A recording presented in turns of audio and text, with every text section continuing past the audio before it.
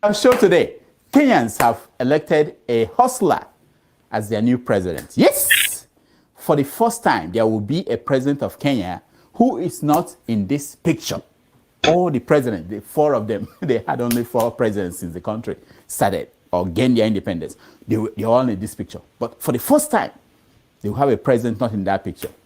In Nigeria, the battle for 2023 is just beginning. At the beginning, and already people are complaining all over the places. Look at, look at this one. Bola Tinubu, the candidate for the African Progressive, candidate for the All People. What is the name of his party? Okay, let's ask Tinubu. Tinubu, tell us the name of your party. And the commitment for us as members of the action. Anyway, Tinubu is complaining that P2B's supporters are attacking him. We'll find out what is wrong with P2B's supporters. Also, public university students in Nigeria are still at home, while the children of government officials are studying abroad and they are graduating. Look at them. We show you how they fool you and I. And talking about fooling people, the Nigerian government last week confessed that bandits fooled them. We will tell you how these bandits inside the forest pulled it off. Meanwhile, for those who think that 2023 election is a joke, watch Baba Yabo, Olusegun Obasanjo, give his final warning. He's not going to talk again. His final warning. Watch him while we come back. And if we do not take the right step and make the right choice, not only will the two continue to fester, they will consume us.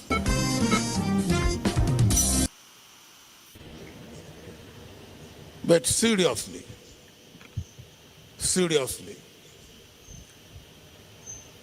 Nigeria is not what it should be today.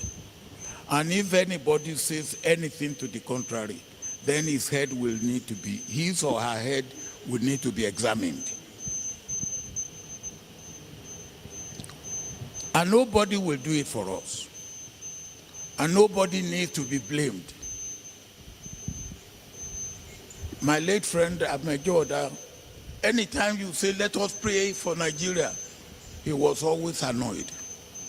And he will say, look, you are tempting God. God has given you everything that you need. What the hell are you praying for? God gave you everything. You squandered it. You mess it up.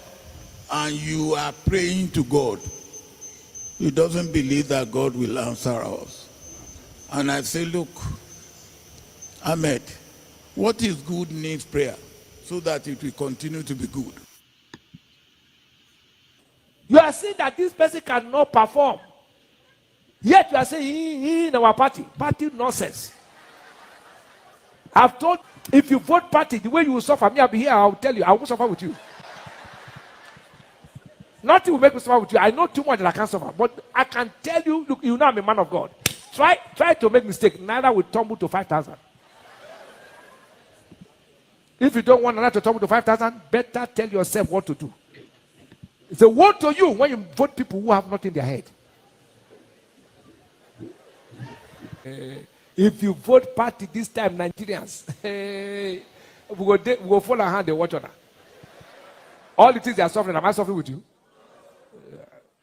I'm too connected by covenant to suffer what people are suffering. But if you vote, it's a word to you when your leader is like a child. That means any leader who they'll be using dampers is dangerous. It's a word to the whole life. When thy king is what? Child. It's the Bible, I'm not the one who said it. It's a word to the whole land. When thy king is a child. They use dampers for children. So if you have a leader who they use dampers, woe to you. And the priest is eating the... It's the Bible, am I the one that said it? Except you want to argue with the Bible. He said, be careful. Oh. Everything is in the Bible.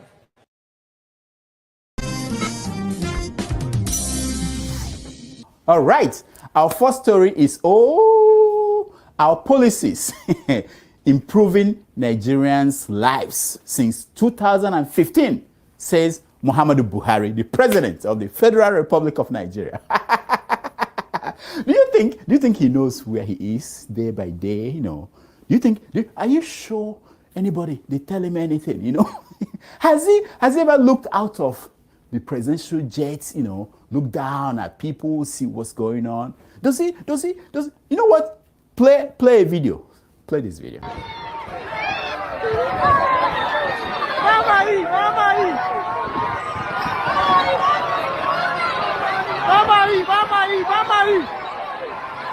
Yes. Well, that is the proof that Buhari needs to see. That is the proof that Buhari needs to know that his policies have improved the lives of Nigerians. Look at it. Nonsense. Next. Woo! APC's Muslim ticket is reprehensible. A setback for national integration. Hey, says Bishop Kuka. Bishop Matthew Kuka, we like Bishop Kuka, You see, this is what I'm telling these people. All these Christians, now they know how we, the traditionalists, how we feel. Every time they have Christians, Muslims. What about us? On the same show, the bishop said that Nigerian youths must decide 2023 elections. They must rescue us from criminals. See, he's calling us criminals. If our supporters now call him names, he will start crying, they're attacking me. Next. Nonsense. 8 Nigerian states owe their workers for at least 6 months.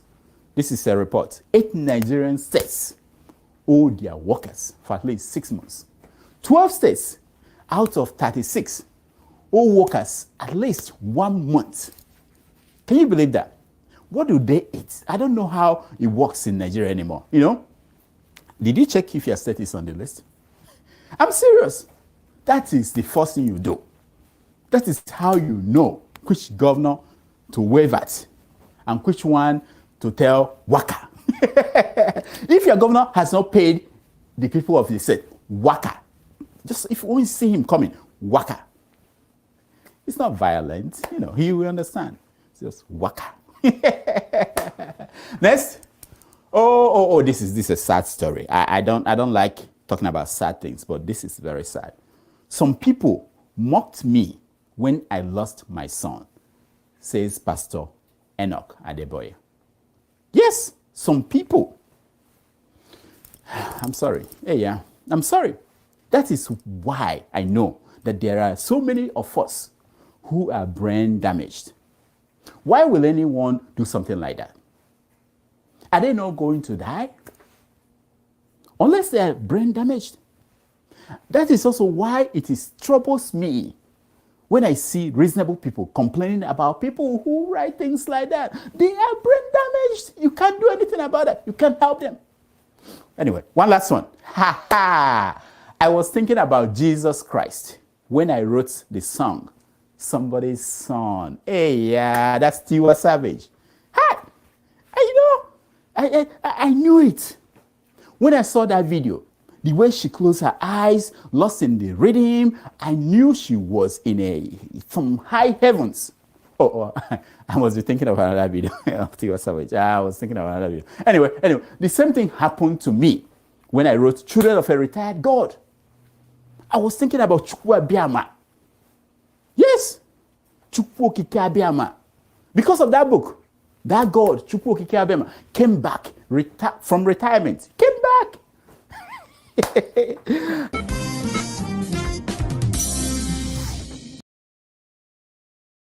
When you're ready, let me know. Yeah, I'm ready. Okay, so what's your name? My name is Brown Kimani Mwangi. Brown Kimani Mwangi. Yeah. So, you said you want to play a role in a movie Yes, of course I want to play a role in a movie. to be called Suffering. Suffering. Yeah. Rambo style. You understand? Are you a rapper? No. But you are aspiring to be one. I'm aspiring to be one a rapper. Yeah. So Yes. what do you Not do? a rapper, but a rapper. Yeah. So what do you do? What do you do right now? For my basic need, I go to parking. Parko. Ni uenda parko. Are you Kikuyu? Any. The more kuma 254. Aya. Uhuru alisida 254. Uhuru was announced the president. They just announced that he's the president. Yes. You want him to be reign president? Yes, I want What to. has he done for you? What did he do for you in the last 5 years? In the last 5 years, he has done for me. I mean, he has taken the responsibility of a sufferer to be looked very good. So what did he do for you? Tell me one thing he did for you. One thing he did for me. One thing he did for me is to build a school and a school for the street kid. He built a school for the street kids, so the street kids can stay there. Yeah. Well, you are not staying there. Are you staying there? But I was refused to. I refused to. Yeah. Why? Because because of circumstances. I like that. Circumstances.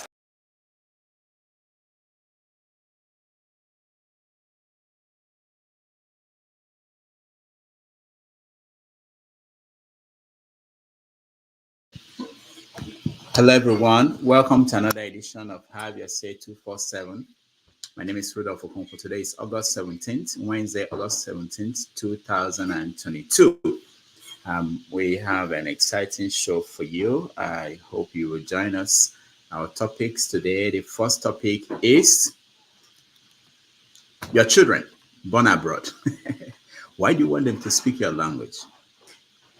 Yes, people try to get them to speak their native languages. Why?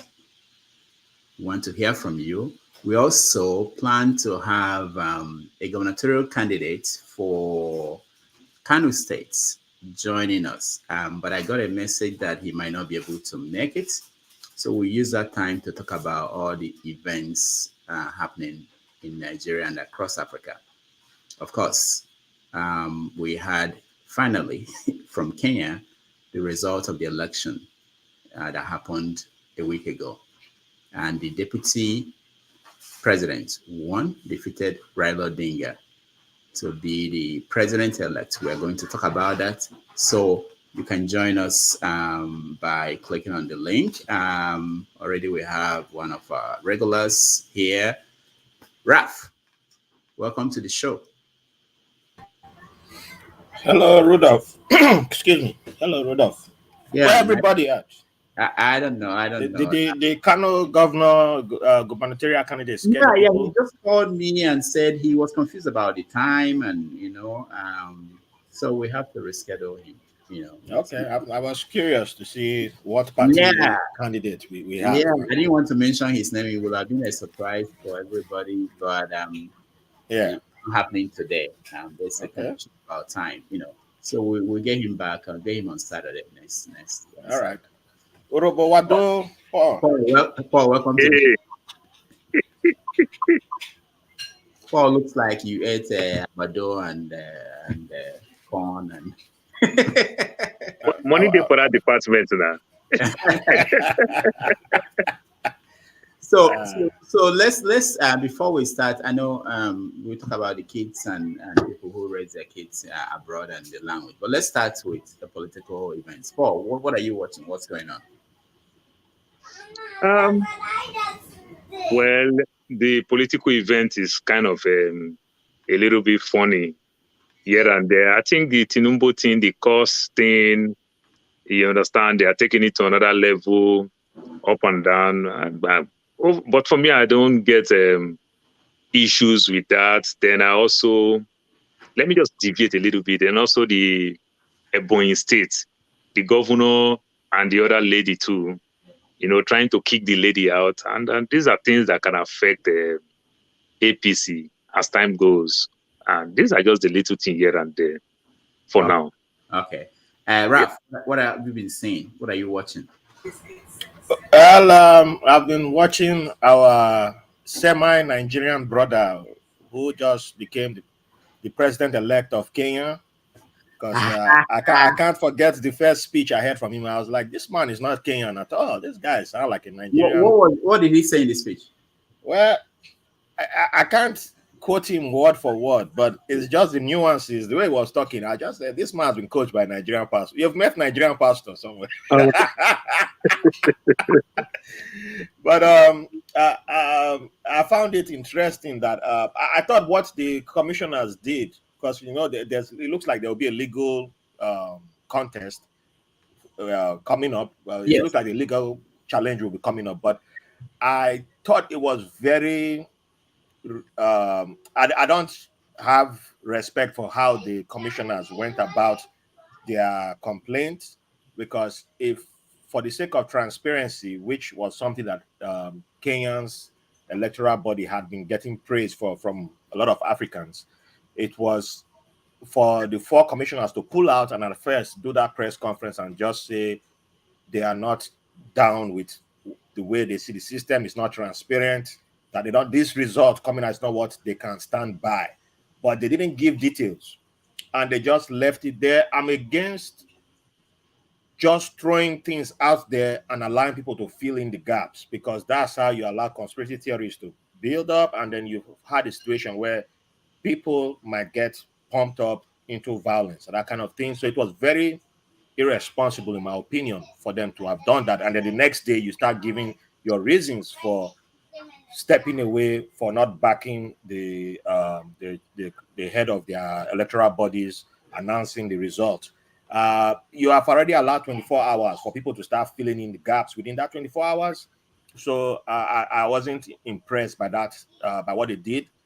It's okay for them to step out, but the way they went about it, I just found some K-leg in there. And Odinga, I was thinking about something about Odinga. I was like, has that man ever considered an election before? Is he like, because I was listening to VOA Africa today and they were interviewing Kenyans, and they were saying that Kenyan people were like, the election is over, man. Just accept the defeat and move. We just want to hear results, how the economy is going to be fixed. We don't want to hear about you challenging this election. So I was like, but a lot of countries we have, it's like Buhari. Buhari never considered any election that he lost. It was always, he always had that challenge thing. And so I'm watching that. And then funny enough, talking about Buhari, yesterday he declared war on malaria, which I found the timing very interesting, with Dangote being made the head of the malaria, whatever he calls the committee. And I was just like, okay, their office all these years, that must have been something you could have started with, 7 years back. It's just one of those things that I don't know what time zone he's in, but it's just fascinating seeing how that man operates, because I'm like, this is you should be campaigning for your party man, Tinubu. But part of his speech also sounded like he was sure that APC will be in power, because the words he was using sounded like this war on malaria means that it was like a guarantee that whoever is next after me will carry on for the next 8 years. We will just solve everything with malaria. And I'm like, interesting choice of words. Interesting. But I'm not officially campaigning for Tinubu yet. But we'll see. But I would say that in that case of Buhari, I think if actually there's a war, they are planning to fight it. Whoever comes to, it's one of those things that they should continue. Yes, they should, with the vaccine out too. Yes. Yeah. But again, in the Kenyan situation, I also heard that the commissioners that refused to sign on the results were appointed by Uhuru, the president. Mm-hmm. So I thought about that too. Obviously, so they don't support the president candidate. That's part of. They don't want to support Ruto. Yeah. So well, I like us. Another thing that impresses me with Kenya is that, their law is, if you're going to challenge, you have 7 days after the results announced. Supreme Court will, and then if you challenge it to the Supreme Court, then Supreme Court has to rule within 14 days. It's like bam, bam, bam. It's not like the guy can be sworn in and then everything done, and then it's like the Nigerian style, and then it goes to Supreme Court, where you're like, Supreme Court has to now decide, do we take out somebody who has already been sworn in with all the big razzmatazz, the ceremony and everything? It puts Supreme Court in a tight corner. But when you have 14 days, you have to make your decision right now. I think the Supreme Court is under less pressure to it's much easier for them to make their judgments in a quote unquote free and fair manner and give you justice as much as possible. So yeah. I'm impressed with that stipulation in the Kenyan law. Yeah, there are so many things in Kenya and the arrangement, the election that we could learn from. Paul, what do you think about the election in Kenya? Did you watch it? I really like the election, and I think Uhuru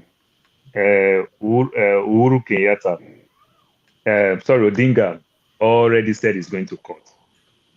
He already said it. Yeah, I think I saw it in BBC. He already said he's going to court. But like Ralph said, we don't care with the court thing, because it's not like Nigeria, the Imo thing, where we have a Supreme Court administrator, like they used to call him. They won't have that in Kenya. So, which is a good thing.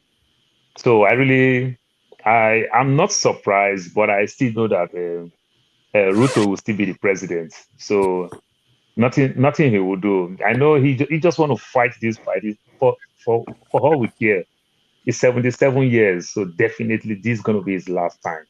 So he just want to try everything, mostly when he have the power from the president to support and everything. But I don't think Kenya has that bad like Nigeria, where we have a Supreme Court administrator like the Imo people will say. So I don't really think so. So it's going to be nothing will happen more than this. But also, then if you want to talk about Ruto, like he's using all those Nigerian style of all the Christianity, God, the God factor and everything. He's part of the system. He made his money. He's a young man. He's part of the system. He's rich. He invested with the same people. So if like Nigeria will say cartel, he is part of the cartel or he's part of the cabal, period. That's why, so I don't really see anything much. So Kenya, the government will still be technically just the same thing, other than they will just have new enemy, period. But nothing will change. Yeah, the way they framed it is I think it got to the point where Kenya felt that any of them that wins will be okay. They have different issues in Kenya, and one of them is ethnic arrangements. So that these two people are not from the major ethnic groups. So they said anybody that wins, that's okay with them. All right, let's welcome Kolapo. Welcome to the show. Yeah. Hi, Dr. Daniges. How are you? Yeah, I'm good. Okay. I've been watching you for over 5 years now. Over 5. It's the first time I will be opportunity to join the show. Wow, thank you. Thank you. Really happy to meet you guys. Thank you. I just did anyway. I don't know what I know the conversation is about Kenya election. Anything. We just at the beginning now. We just want to know what you are thinking about. What are you watching? Do you watch Nigerian politics? Do you watch? Okay. I follow Nigeria quite a lot. Okay. Where are you? Where are you joining us from first? Where are you in the world? I'm joining from Sydney, Australia. Australia. Wow. That's the other part of it. I've never been there before. Burna Boy said that if he goes to Sydney and I think China, he must have traveled around the world in every country in the world. So I'm not alone. I've not been to Australia. I hope say nobody spoke that guy in Bowie, Majek spoke. Wow. Good. So the lonely planet, they call it. Yeah. Now, what time is it in Sydney? I know that because of Australia, the world will never end. I heard that if God wants to end the world today, it's already tomorrow in Australia. So God will say, "Oh no, we have to wait and get it together." It's 8:15 here, 8:15 p.m. on Thursday. You see what I'm saying? So if God decides that I will end the world on Thursday, it will be difficult because it's already Friday in Australia. Right? Yeah. Meanwhile, I'm in 3:15. I'm in 3:15 on Wednesday. So Tell us what you are thinking about Collabo. Oh, well, sometimes Nigeria, I just have sleepless nights about the country. Like my missus will tell me, don't bother yourself about Nigeria, think about something else. So that's why Nigeria? I said, can you hear me? Is she from Nigeria? Yes. Okay. But I'm like, that's where I truly belong. Mm. I can live here. There's difference between you live somewhere, you have citizenship somewhere, and you actually belong somewhere. I Yeah, see we it talk about that really when we talk about thinking about children and getting them to speak the language, you know. And it appears the people notice it that it's the men that worry about where they live. The women sometimes don't care, you know. Not all the time. I think it's true. Most men, they are the ones who always think about. I have a 4-year-old girl giving back here. Yep, he can think like them. He doesn't have anything to relate with Nigeria, but I still think like in Nigeria every day. I follow what is happening in Nigerian politics even more than what's happening here, because that's my concern. Wow. All right. Hello. One day maybe you can bring our children to work. You should just wake up. Say hi. Say hi. Oh, she just wake up. All right. Anyway, let's continue with the conversation. Thank you. Janaba, welcome to the show. Thank you, Doctor. So you seem relaxed, and you know, Texas is wonderful. It looks nice on you, you know. No sense of stress. It's all makeup. Doctor, they don't get security that forbid weather. That's why you look relaxed. Oh yeah. That's true. So Janaba, what are you thinking about? What are you following? To be exact, what are you trying to say? Are you following the topic of the day? We get to that. That's the next thing. I want to just get a feel of how people are looking at things in the country. We're talking about our country or about Nigeria? Children, like the kid here. What's her name? Collabo. What's her name? No, Wura. Huh? Wura. Oh, Wura. Okay. Well, we're talking about how people like her, you know, whether why you want them to learn the language. But before then, let's look at this video. I want us to watch this video, and then we'll have a conversation at the end. Okay, hold on. All right. Yeah, brother, saying because I saw what he tweeted, and I said, no. That is not the future of the society we want to build. We need campaign based on issues that affect Nigeria, and that's what I encourage everybody to do. Thank you, sir. Right.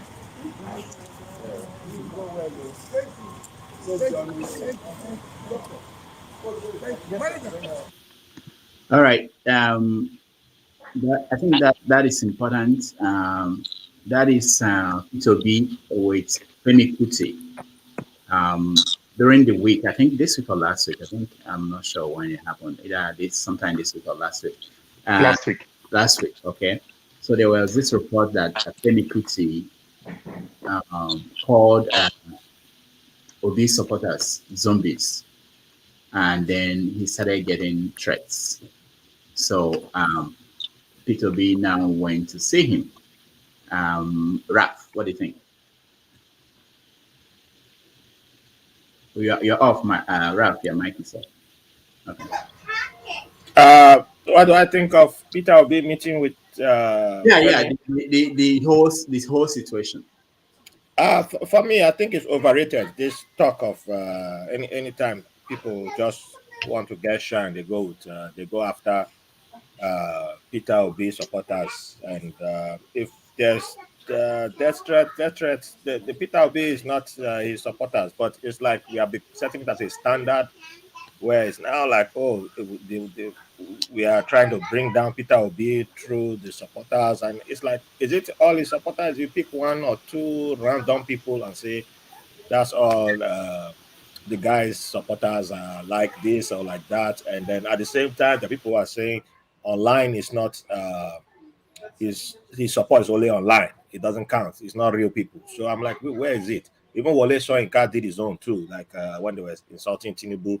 But I'm like, you kind of set the ball in 2013, 2014, and all these things are coming back to bite you now. So I'm not saying it's okay to go and send death threats to Femi, but it was right of Peter Obi to meet with Femi. And at the same time, how many presidential candidates have we seen who are top contenders meeting with people like Femi going to the African shrine, right?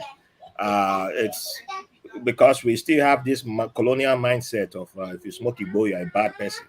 That place, we know Igbo is a place that we smoke weed there. Let me not say Igbo because that's also derogatory, sorry, in a way. So we smoke cannabis and yeah, so it's part of, you need to campaign, you need to reach out to people like that because you want to be president of all Nigerians, not I still remember that video of Buhari when he arrested when they arrested Fela and they lined up Fela and Buhari was eyeing him up and down, walking past Fela. I still remember that video from back in the days and was asking Fela, what is wrong with you? Why do you smoke cannabis, like that kind of thing? And juxtapose that with today's Peter Obi having a conversation with Femi. I think it sends the right message out there. And you can't, if I've seen nonsense from Atiku's people, I've seen nonsense from Tinubu people. Nobody has smoke for those people. It's always when you receive one thing from a Peter Obi supporter, then it becomes headline. People want to run with that because I believe they are seriously seeing him as a threat. So that, I don't even hear of Kwakwanso other than OVA. So yeah, he has to meet with people. He's going to churches. He's going everywhere. Mosques, everybody. If you have to meet with Bangida, meet with all of them. All we need is to get into the office. That's the most important thing. So you're not starting from the vantage point. Tinubu is still the favorite, but Tinubu is not meeting with everybody he needs to meet with because he assumes he's already won. And people don't criticize him. People don't hold him accountable. People are still covering up for his VP, Osibanjo, who was his justice commissioner and all that kind of stuff. So, yeah, I'm fine with Peter Obi doing this. I like it. I like to see him taking those actions. Okay, Paul, what do you think? Well, I think Obi should have talked to Femi, which what he did is good, but coming to the public, for me, I didn't really support it to some extent, in as much as it's good for politics. Because sometimes it may just be the so-called Atiku people, the so-called Obi people, the so-called Tinubu people, that is using Obi to curse people. And every time Obi want to say, oh, no, come on, stop this thing. Not like your spokesperson that you say, this is my spokesperson. Like the way Atiku pick somebody like Dino Melaye. If Dino Melaye calls, then we'll know PDP calls. But any random person calls, don't just own it and go somewhere like you want to apologize and the likes. Do you know whether it's the opponent that is doing it? We saw it in the Second World War. So if you stop that thing and let's move on. They know Obi to the way Obi is going today is forced to be reckoned with. So they are trying every strategy. They try the strategy. If it works, then you want to use it. Come on, Tinubu calls these people, call them labor. They will labor in vain. They will die in vain. That's a very strong word. You understand? We saw the so-called Shekiri man, the guy in the Nation newspaper, what the things that he said about Obi. They said all those things. If Obi don't want to fight back, don't also reply. You understand? Just disagree that this is not your people will not do so. Come on, Obi have a lot of substance to fight with, to do things. Don't just kicking yourself out whenever they say things like that. You yourself want to say, oh, my people, my people, my people.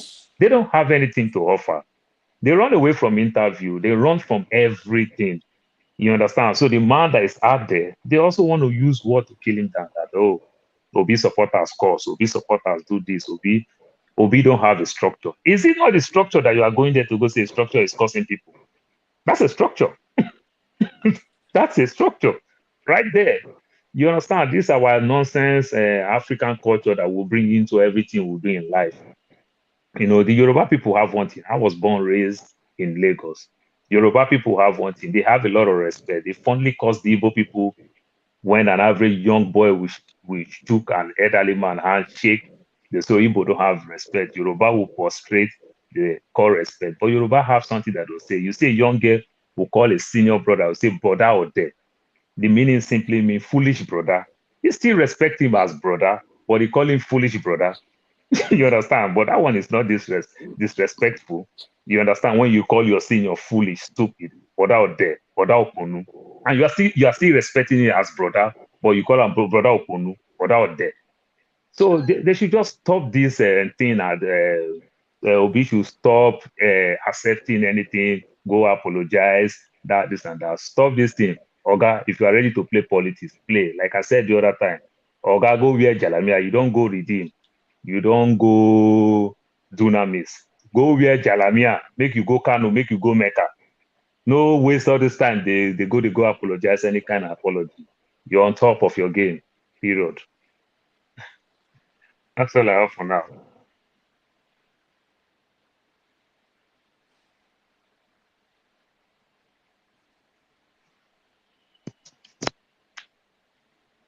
I think you are muted. I'm the one who's muted. Yeah, Jonathan, can you hear us? Yeah, I can hear you. Okay, next. What do you think? The last time I told you that it's dangerous to democracy. What is going on? If you are not to be, you should be on stretcher. Obi know that it is real, that it is supporters that are threatening those people, and that's why he went there. The only thing I know is that for democracy to be rooted and grounded in our country, we must tell our supporters how to behave themselves so that the same force they are using to back you now, if you take it for granted, if you also get there and you cannot perform, it will be the same threat that will come back to haunt you. So I believe that the threat is real. But then Obi should get a spokesperson who make his own case for him. It cannot be going to everywhere where his own supporters say one or two things, and then he go there trying to be a spokesperson for himself.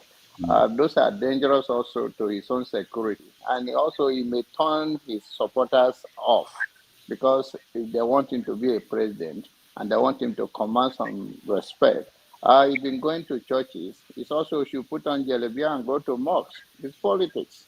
So he can reach out to the Muslim world and told them that I just want to lead Nigeria to a better future that is now. Because future is what you do today. So I believe that he's on top of his game. How far he's gonna go, I don't know. But I believe that he should get a spokesperson. Okay. All right. One last talk on that, then we go to our topic for today. Collabo. Go ahead. Yeah, like people have been talking about Obi. Some people believe he cannot win this and that. One thing I like about him is he's a thought force, and gradually he's getting relevant. Since 1999, I don't think a thought force have been this relevant before, like he is. And now, like Paul and John Haber said, I think a lot of people are using his name, maybe opponents or someone else, I don't know, just to like cause trouble or say certain things and attribute it to him. If I'm supporting him here now and I say something about him, Obi didn't put words into my mouth to say this. It's my opinion. It's what I think. So he should just focus on his campaign and do what he needs to do and forget what his supporter or supposedly supporters are saying and do his thing. That's the advice I have for him. I'm happy he's breaking ground. If he's going to win or not, nobody knows. But the third force is getting relevant. That's what I'm happy about now in this case. All right. Thank you. Thank you so much. So let's move on to the topic of the day, which is our children, like the baby there, our children born abroad. Do they need to speak our language? Let me start with you, Raf. I know you have a girl there. Are you teaching her your language? Not yet, but she's already she's already she's multilingual because she understands Pidgin to an extent, and she speaks German and English. So I had read the studies a while back that once you need to get them into one language first, and once that children who grow up before the age of 5 with who speak more than one language have a different brain wiring, and it's easier for them to add more languages to their vocabulary and to their data. So yeah, my for me, if I have my plans, my if my let's say my plan works 100%, would I love for my daughter to speak Ijaw? Yes, but at the same time, my biggest goal is for her to speak Swahili because there are more people who speak Swahili, and I don't really believe in the fake Nigerian Pan African thing that's only pro Nigerian only. I'm like, there are more Africans speaking Swahili. It covers a lot more countries. Speak Swahili, learn Arabic. How did she learn Swahili?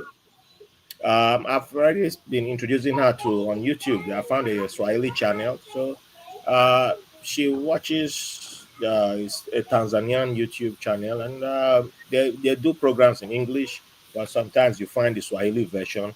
I have a Swahili journalist who I befriended online, and he has a podcast, so we talk. But he also sends me some stuff. So it's like I'm already building, keeping that on the side. And then me too, I also try using Duolingo because I'm learning German. And I use Duolingo to learn Swahili every now and then. And I see the similarities between it and Arabic. So, but the thing for me is that I want her to learn as many languages as possible. And it's a skill set. It's a skill set, it's powerful, but I want her to be able to travel and see more of the world than I could. It's not, it's not like she is not going to know her culture. I have Ben Okri's poems. There's, she has traditional clothes. She has her traditional name.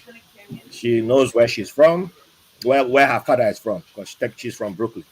She knows where she knows the identities. She knows that she's from more than two one. She has ancestry that's heritage to two continents, and yeah, we combine everything. So I don't deny her only one side. Don't say you must only know your father's side. You must know your father and mother's side, and yeah, give her as many tools as possible. Because when I joined the Navy, I remember being in basic training, and one day one of my instructors called me and asked me how many languages I spoke.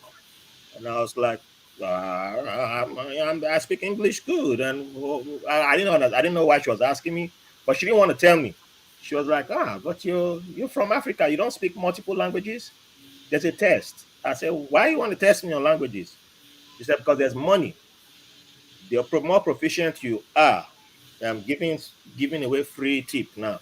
The more proficient you are, you get the higher you get more paycheck, and it's like tax free for most people.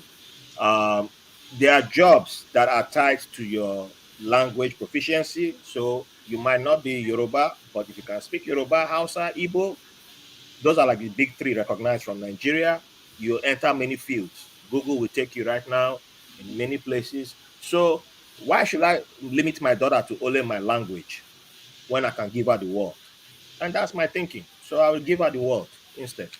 That's a good point. Most people don't know that there is money, job opportunities, promotions in certain fields. Almost every field. Paul, what's your experience? Yeah, for me, I would say to some extent, from my own end, that I didn't get to speak my language, so that I can say will affect me coming to my own kid. So I was born raised in Lagos, so by default I know how to speak Yoruba. So at least I can borrow one. I know how to speak Yoruba, but my own language as an Orobo boy, or what to say, Wari boy, I don't really know how to speak that language very well. I understand it, but I don't know how to speak it. I don't want to lie.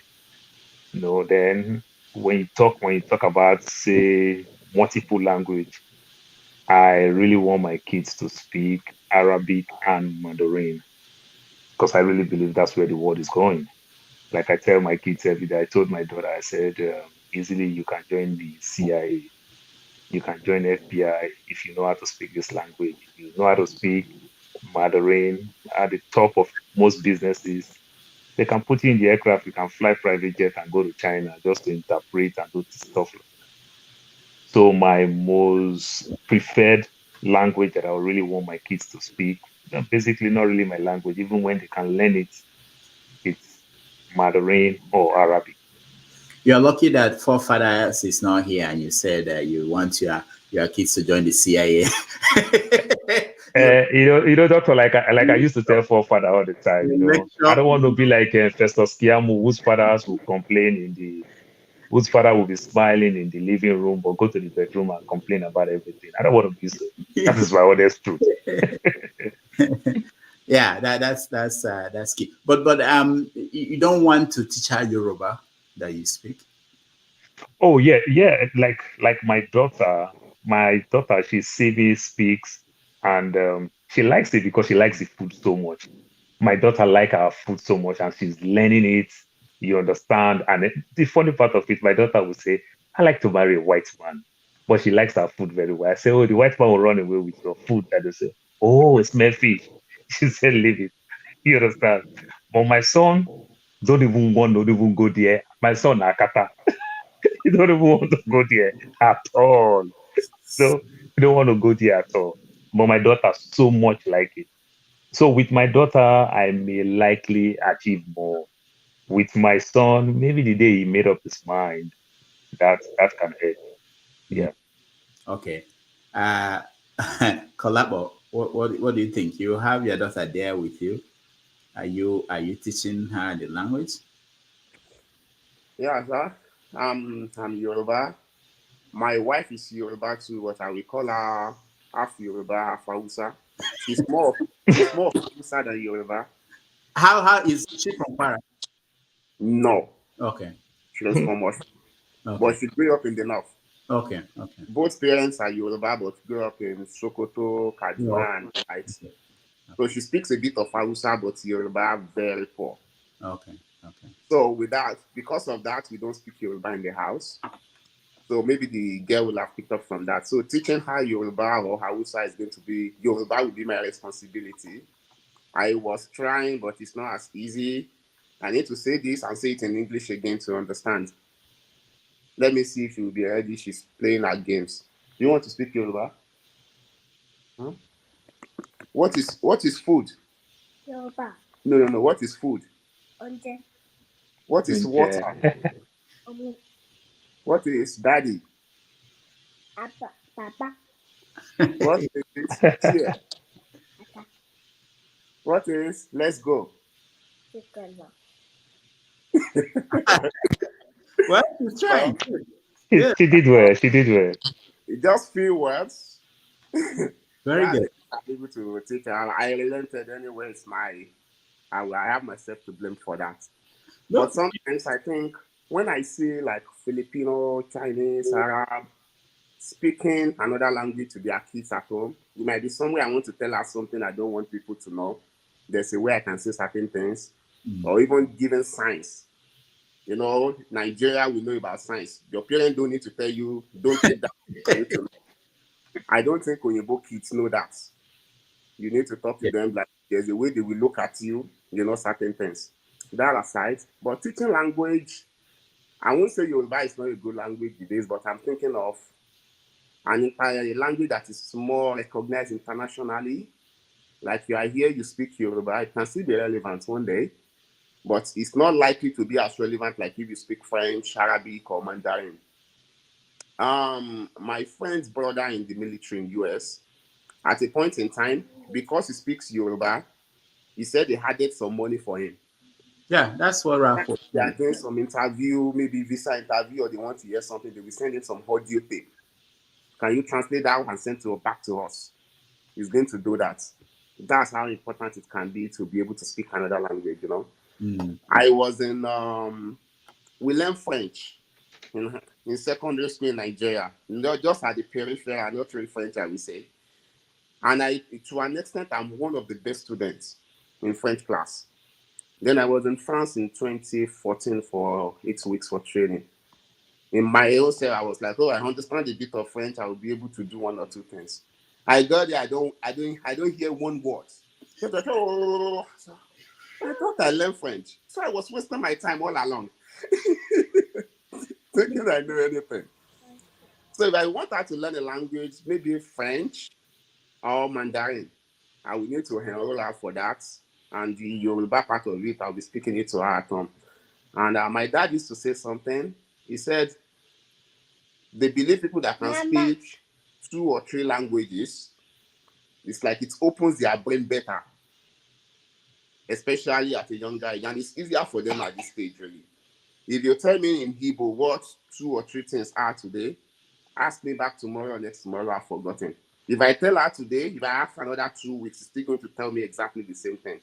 I think their brain capacity is still very wide. She's not thinking of money, not thinking of work or whatever it's like we are doing. So that's my take about that. It's good to teach your kids your local language, and if they can learn any other language, it will be helpful one day. That's good. Very good. Doctor, sorry, before John Abba, sorry to cut you, John Abba. I just want to point out something to Kolakpo. I think it's a misconception to think that Yoruba is not a big language, and even Hausa, and you're already doing a good job. Continue doing it. Your wife should also continue teaching your daughter Hausa. We have Hausa from East to West Africa. You can find Hausa in there. So that shows you the potential of Hausa, how powerful it is. And Yoruba is also spoken outside of Nigeria and Africa. It's spoken in the Caribbean, it's spoken in South America and Brazil. So Nigerians tend to forget that, and you can get jobs at UN. I've seen UN job postings where they listed Yoruba and Hausa in there among the languages that were like an extra skill set, that an extra a bonus skill set for the applicants. So if even if you don't get the opportunity to give your daughter Mandarin or French right now, just the fact that you have started with Yoruba and Hausa is very powerful. So don't underestimate that. And final thing I would say, YouTube University is big. You utilize it. You will see so many good things there for languages. There's free stuff there. So yeah, and if you can get your daughter a friend who speaks the French, one of the languages that you want, kids are sponges right now, so they'll pick it, because that's how I used to speak languages when I was a kid. I used to speak Yoruba, Hausa, but family beat it out of me. Long story, but yeah. So yeah, before I'll move from just down. So yeah, so just keep up the good job. I just wanted to encourage you on that. All right, thank you, Janaba. Yeah, language is a very good thing. My family, my daughter, second daughter, she speaks Spanish. It's one of the subjects she's taking in school. My son, he even want to marry a Japanese lady. So he is all over anything about Japan interests him, and the language. In the house, he use chopstick to eat. So I welcome any of those ideas. My first daughter, she want to learn another, I think, German. Yeah. So as of my own dialect, it's difficult for them because my wife is a Yoruba lady. Then I'm messed up with Idoma and Hausa, so I don't speak. I don't have nobody to communicate with in my household that will enable them to pick up one or two things. But they understand a little bit, but it's not. In my own opinion, I want to empower them. The world is becoming narrow day by day, getting so I want them to learn other languages even apart from our own dialect or any other language in Nigeria, which I would love them to. But I want them to go beyond that now because of what is going on around the world. Not just for job opportunity, but this tender age of their brain, they will be able to grab so many, and I want them to take advantage of it to learn as many languages as they could. Okay, very good. Does anyone here notice that why we worry about this language thing abroad, that people at home are also moving in the other direction where they might live in Enugu, their kids don't speak Igbo, they might live in let's say in Lagos, they're Yoruba, they don't speak Yoruba. Are you worried about that? Yeah, doctor, I think to some extent you have to understand something. Like, for example, Sorry, Paul. Kolakwa will soon. Oh, he left. I wanted Kolakwa to speak first since he was about to leave. Oh, Go I oh, ahead. didn't Go ahead. to leave. Okay, all right. okay. So I think to some extent, what is causing that? I'm just citing it from my own perspective. I have an educated father and an illiterate mother, so it was my mother's joy for me to speak that English. It looked like it will see me that is not even educated. I can train my child to this level. You understand? Those things that my mother have confile on people to write letter, to do stuff like that. Now, God, you can see your kids do stuff like that. You can go to church, your kids will speak English, they'll put them in choir, they'll put them in some activities and the like. It was just good. It was just lovely. So my mom and my dad probably speak language when they don't want us to hear. Just what the Spanish will do to us. You understand? So I think these are the things. So even though growing up in that Enugu, in Warri and the likes, you understand the so-called upper average class and the likes, they speak English. So even though if you come from a poor home, you want to do everything to even speak English, just to belong, whether you can use that to even get a contact to the other family. This is where we start losing it. I think it really affects us, going to all those private schools, few private schools that came up in the early days and every other thing. I fight my parents tooth and nail. I just want to go do evening class there just because of those girls. You understand? And you speak those Ana, this our half-baked American English and British English that will combine together. You know, Ralph nearly laughed me now. Which of your own? You know? So we do all those things together, because we struggle, we want to keep in touch, want to speak that language so well. That's how you lost everything. It Hmm. really affects us. So we call those people low life. For example, look at the so-called what we call Ashwebi today. Many years ago, the Yoruba people that start stuff like that, these are poor people that we laugh them, we fondly call them konkono, the same. Never, never. Today now, it has become a big deal that they stress you with Ashwebi. Somebody want to do little thing, they stress you with Ashwebi that we cost people yesterday. So it has become forced to reckon with.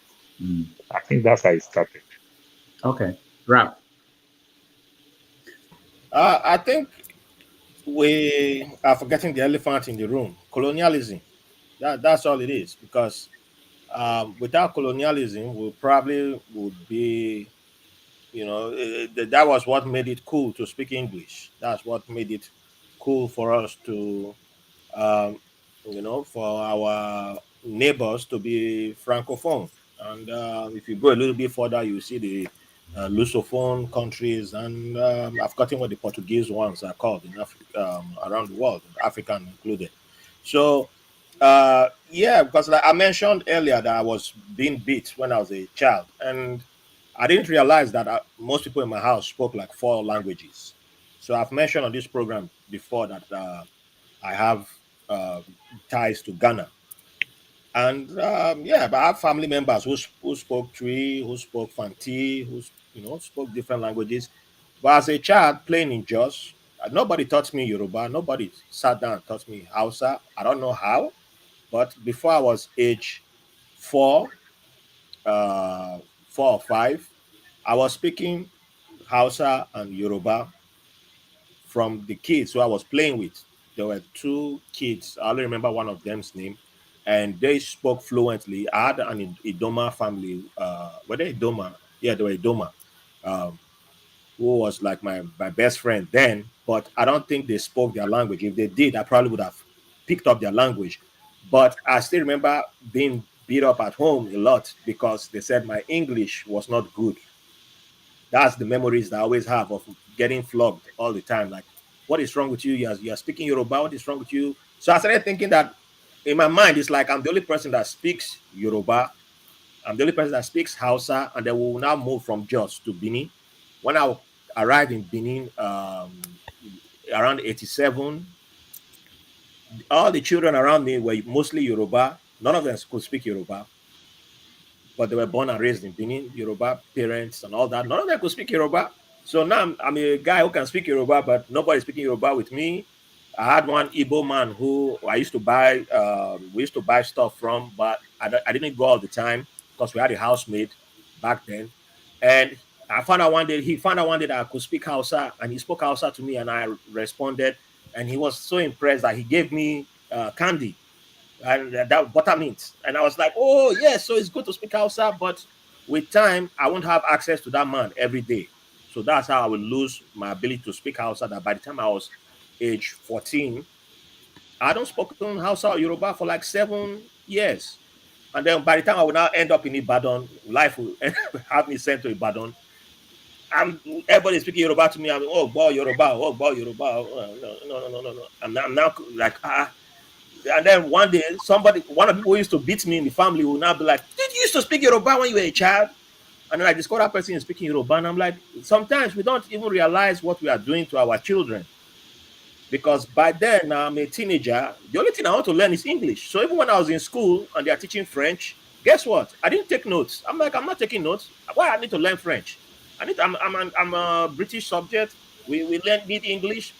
So one day the teacher came to class. I'll never forget that day. She came to class at the end of our second term, and she said, bring your notes.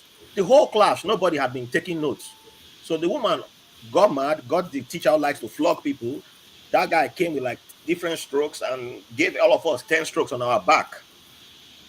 10 strokes each person on their back because nobody was copying notes. But it's like we started adopting this mindset that I don't need to learn another language. English is what I need to go with. So I'm in Benin.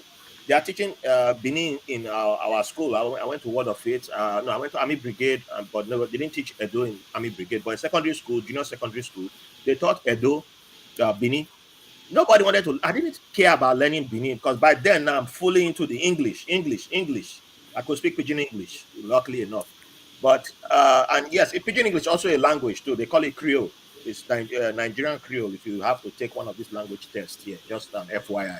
So I think some of our parents adopted this wrong mindset from colonialism, where we just saw English as the only way to go, without realizing that the more languages you have, like it's still a skill set, being able to speak your language, and it's also something that you transfer your history, your identity through by giving your child your language. So imagine me being 16 and I'm hanging out with my Ijaw cousins for the first time, and almost everybody can speak Ijaw, and I'm like, and I'm looking. They didn't. Most of them did not grow up in Bayelsa. Bayelsa had not been created then, and you are now feeling lost. But as a teenager, who do you turn to at that moment? You know, and people don't explain all these things, but we just assume that people don't want to learn the language. It's cool, but that moment of beating a child years back, saying learn English, it must be English. You have made me lose 2 languages, which if I had been speaking those 2 languages, it would have been easier for me to add French. And then when I had the chance to add Ijaw, I probably would have added Ijaw, and all these things would have, you don't know how to change life. So I tell people now, that's why I encourage people, like if you started speaking the language now, start. And if you can teach another language, but just make sure you keep that foundation there. But colonialism is what started this, the cutting of the thread of languages for us. That's what I believe. Mm-hmm. Now, do you think that if this is also another factor? So for those who take their kids home, they find out that it's easy for the kids to move around and do things because most people now speak English. If it were like 30 years ago, 40 years ago, at home for those who were abroad and had kids abroad. When they get home, they're most likely going to see that most people they will have to deal with are not speaking English. And that could have made, is that a factor? Knowing that when you go home, if you go to your village now, that your child will be able to communicate. You know, when I had my grandma, for instance, if I take my kids home and they don't speak Igbo, they won't be able to communicate with them. Would that have Um, would that have been a motivating factor? I would say yes, and at the same time, no, because I've seen outside of Africa, I've seen places like Sweden where I remember an acquaintance that I had in Sweden, and I was asking him about learning Swedish before I came to visit, and he said if I learned Swedish and I come to visit, nobody will speak Swedish to me. That people are trying to improve their English, so when they meet you, they will start speaking English to you. Like if they know you speak English, they'll start speaking English. Oh, somebody to practice with. I didn't understand. I didn't take that seriously then. I took it as a joke. But I think in a way we've been doing that for a long time. Because if you notice, when someone comes from America, someone comes from UK, which is like the top two places for our, which we consider our Bodo Ibo. When we send somebody back home from one of those two places, everybody tries to adapt to their level. We want to raise our English to their level because it's like I want to practice everything I've been watching. I've watched Matlock, I've watched which show, whatever show is popular now in Nigeria. I want to practice everything I've been saying, and some people will be overdoing it, which is funny to see. But everybody tries to do that, and I don't think it's limited to only Nigerians, and it's not limited to only Africans. It's a worldwide phenomenon where people try to be like America, because America is number one. Everybody tries to be like, hey, man, look, I can speak too. I can speak. But we just don't realize how much of a damage it's doing to our languages, where there has to be a balance, and if we can find that balance, I think it will help, which I think at the end, maybe just fixing our primary school education might be the solution. Janaba, unmute yourself if you're muted. Okay. Okay, we can hear. Yeah, the language, like Raf said, this has been done for a long time that everything we have is fake to the mind of African people, and we have to adopt languages, whether it's English language or other languages, and abandon our own value. We have to abandon our own religion. We have to abandon our own culture and tradition. That just like what Paul also said, that in your own household, if you don't speak good English, even though you can read and write any other languages in Nigeria or any other, even your own language, it's like you are Lodo. So it's nobody want to recognize with you. Even the kids on the street that will mock you that you speak so much of your dialect and you don't know nothing. It's like you don't know anything if you are speaking or stick to your own value. And I think it's about time for we that know that we cannot just lose everything. Every language and every dialect matters and all important to the origin of the people. And everybody should keep what they got. I can speak Hausa fluently. I can speak Idoma fluently. Even when I go to the village now and I speak Idoma, they will be surprised. Like, you still speak Idoma? I say, I grew up here. So what do you expect me to speak? You speaking Agona? So what are you thinking about? So that is what have messed us up. We are very messed up from the very beginning about these languages. To my own place, if they pity me right now because my children cannot speak my dialect or anything, it's like, oh, really? Even though in one way, because of those colonial mindset, it's a good thing in one way, but another thing that people say, oh, when are you going to bring them home? When you bring them home, can they be able to relate with the villagers? it's a consign to them, but some of those things, a long way to freedom. It's a long way to freedom. Now let's look at this. There's something you mentioned, Raf, and some other people talked about colonialism and what they did in Africa. You know that China resisted. China was not didn't give up their language or their religion. There's so many countries. India did not give up their language and their religion, but it appears as if it's mostly some of us in Africa. And knowing that in another 50 years, Nigeria will become the fourth most populous country in the world, if not the third, the population of Nigeria. So Nigeria is coming up to a point where it will become a major force in the country, in the world, even if we don't, no matter what we do. It's not even within our control. We can't control it. It's something that will happen. As long as the country continues to exist, it will get to that point. So it would be kind of strange to have an important country in the world like Nigeria. Just think about it 50 years from now without a language, because what's happening is that most languages are dying in Nigeria. They're dying. We don't even see that. We don't notice it. We are talking about Ijaw. We're talking about Idoma. We're talking about the big ones. These are the big ones, but there are small ones where you've never met somebody who speaks some other language. I don't even know the names, but they're dying. The same thing Doctor, happening to the Yoruba. Yeah, it's happening to the Igbo. It's happening to them. Go ahead. well, Doctor, you might say that I hope you know about Jamaica. They speak Patois, Hmm. and we fondly call them that they speak Patois. But inside Patois, they are very, very strong with that broken Patois. That is the broken English, like we have our so-called broken English. Mm. It is time for us to use the banking style to do what we call merger and acquisition. We merge all our language together and accept that Pidgin English to be our language. And that way is going to help us. I know people hate it, people will attack me, but you take it or you leave it. If you go do your more research about Indian and the Chinese, you'll be so shocked that it's so Indian that you're talking about. They are also speaking one common language, also called like what we call our Pidgin English, Mm. as the case may be, Mm. because they themselves too, they're also facing the same English issue. So the Indian, if you make friends with Indians, some of them that also have this illiterate parent challenge, they bring their parents here, their grandparents take care of their kids. That's how their kids can be able to speak language.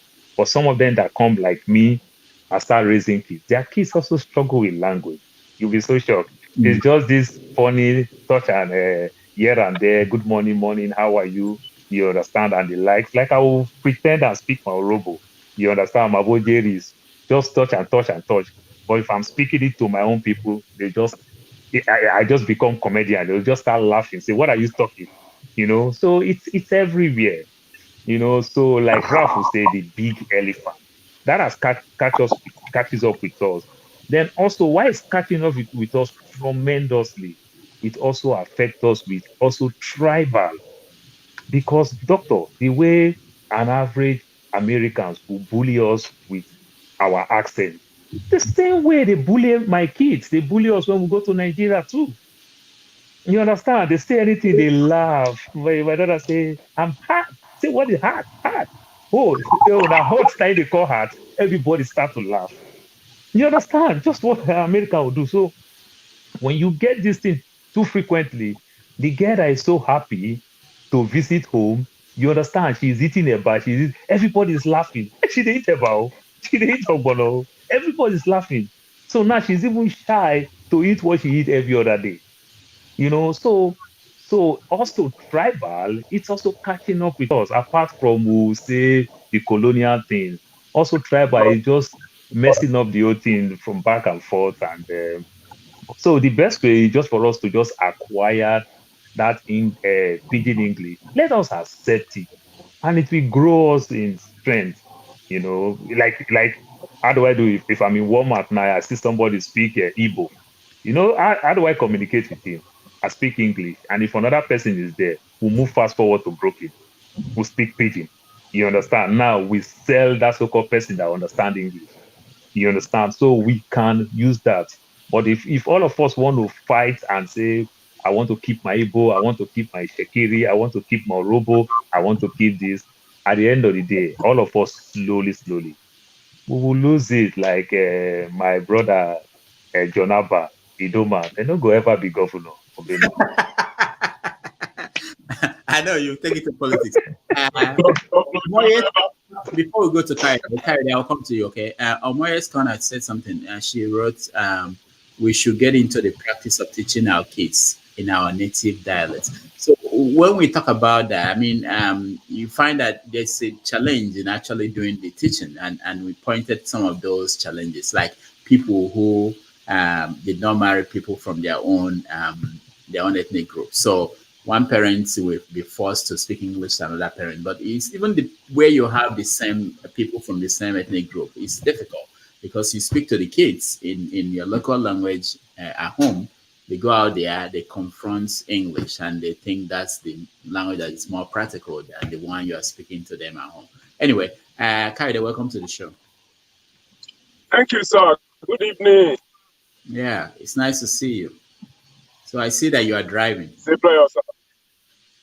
Don't look at us. Don't look at us. Just keep talking.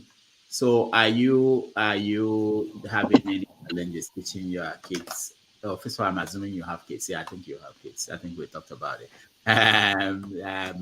Your local language.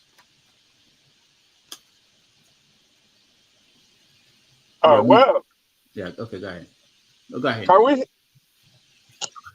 Can you hear me? Yeah, we can hear you. Yeah. Well, in my own,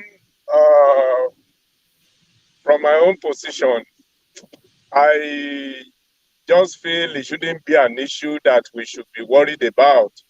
Every generation with its own peculiar stuffs. In our own generation, when we were growing up like our children, most of us grew up in the village, and we didn't have the opportunity of interacting with other cultures or other nationalities, or other nationals rather. But our children, by virtue of civilization, by virtue of exploration, adventures, and the like, we, their parents, are able to leave our chores and came to this part of the world or go to other worlds. And therefore, they don't have any choice but to interact with children of other cultures.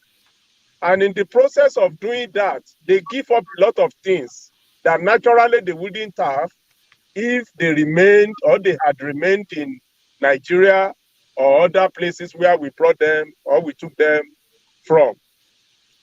So for me, there is nothing we can do about it. I think it was last week, a friend took me up that why is it that my children are not speaking Yoruba fluently again? And I simply told him that, will I say because I want my children to speak my language, and I now start going, if I try that I convince them that they should try and speak Yoruba, and they said they don't want to speak it. Let them be. After all, who among our children are ready to go back to Nigeria and live there? Or in Nigeria, go to Yoruba land, go to Igbo, go to Jonaba, the governor's state, and go and live there. How many of them? So it is our time we faced reality, my brothers. It is nothing to be worried about. It's their own time. It is their generation. That is what their generation and time have thrown into them or at them. That what we are going through is what our own generation threw at us. And we didn't have choice, but we have to naturally embrace or take it like that. Even when we came to America, do you know that most of us cannot even change our dialect? I work in Bank of America today, and when I speak, all the customers, they still say, what are you saying? Okay. What? When I tell them my name, they find it difficult to pronounce Kayode. So when I discovered the route they were going, they wanted to change my name. I just told them, call me K. So you are now K. I'm now K. So what are we talking about? You now want me to be telling my children that if you don't speak Yoruba, you are going to be in trouble. Are you going to change the names of your children? They do have English names? They don't, and I'm not prepared to do. My children names are Anjola Oluwa. We are enjoying the grace of God. Oluwa for watching me. What do their friends? What do their friends call them? You know, in their schools. Well, they shorten the name. Some of them will say Oluwa. You know, and then I think my daughter adopted her middle name, Precious. You know, and the firstborn, my son, adopted his middle name too. I mean, his first name, David. It's lucky we named him David. Anyway, if I had known, I would have even named him the middle name to be his first name. But he was lucky. His name David, and I think that is easy for them to pronounce. But by and large, sir, and my friends on the show, this is a very pertinent topic, and which has been causing some issues in some families.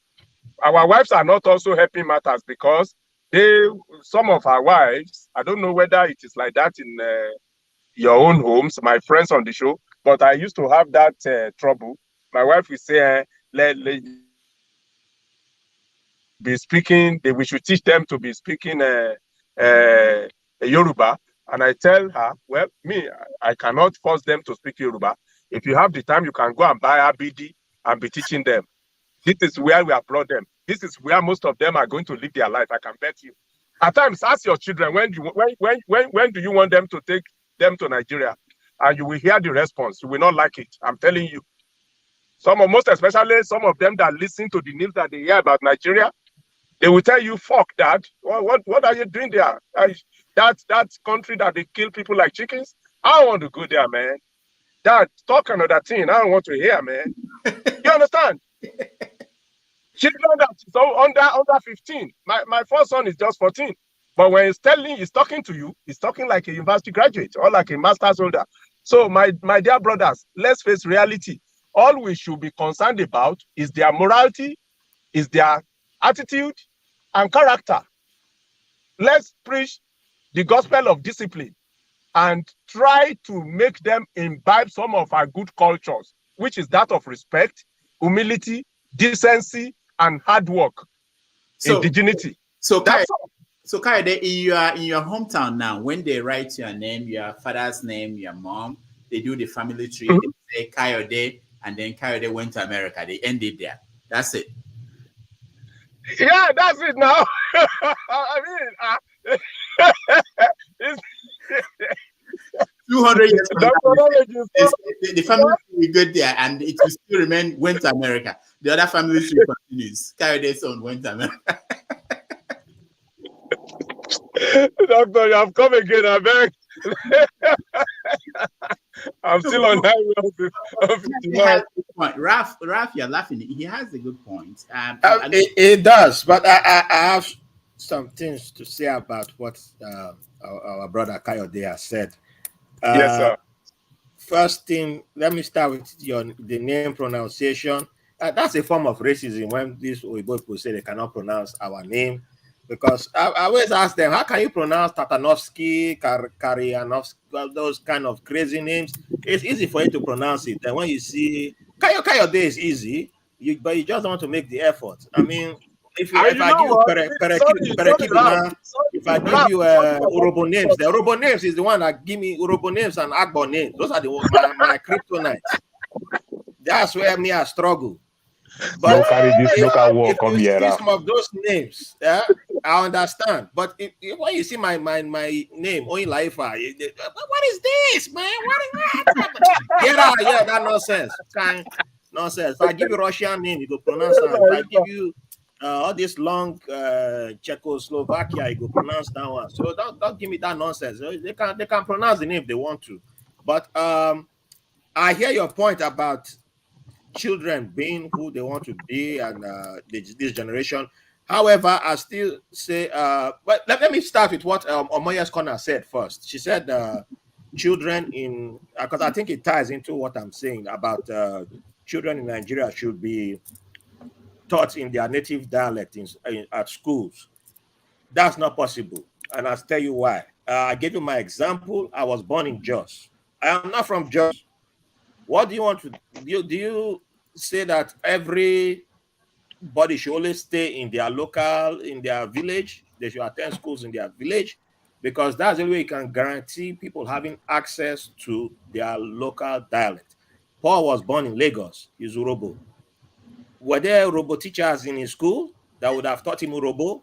How do you tackle that situation? So it's easy to just throw solutions on the internet, but we must remember that there's a reality on ground that we shouldn't just throw things. Raf, let me help you, because in Lagos there was a year that one of the governors insisted that they were going to teach in Yoruba everybody. Yes, I experienced, because I did my SS3 in SS1 to 3 in Ibadan, and we're coming from Benin to Ibadan. Imagine my shock being in English class, and the English teacher was, because I left from private school, now I'm in public school, and English teacher is talking to me in Yoruba in English class, and I said, "What's wrong with this woman? You bewitched? My friend, what? They should fire you. What are you doing here? Why are you teaching English in Yoruba when I'm still going to have Yoruba class later on?" Mad confusion there. You have that clash of cultures jamming each other, and then they will now say this is a bad student because you are challenging the teacher. But there are certain things that we forget about, that is a multicultural country.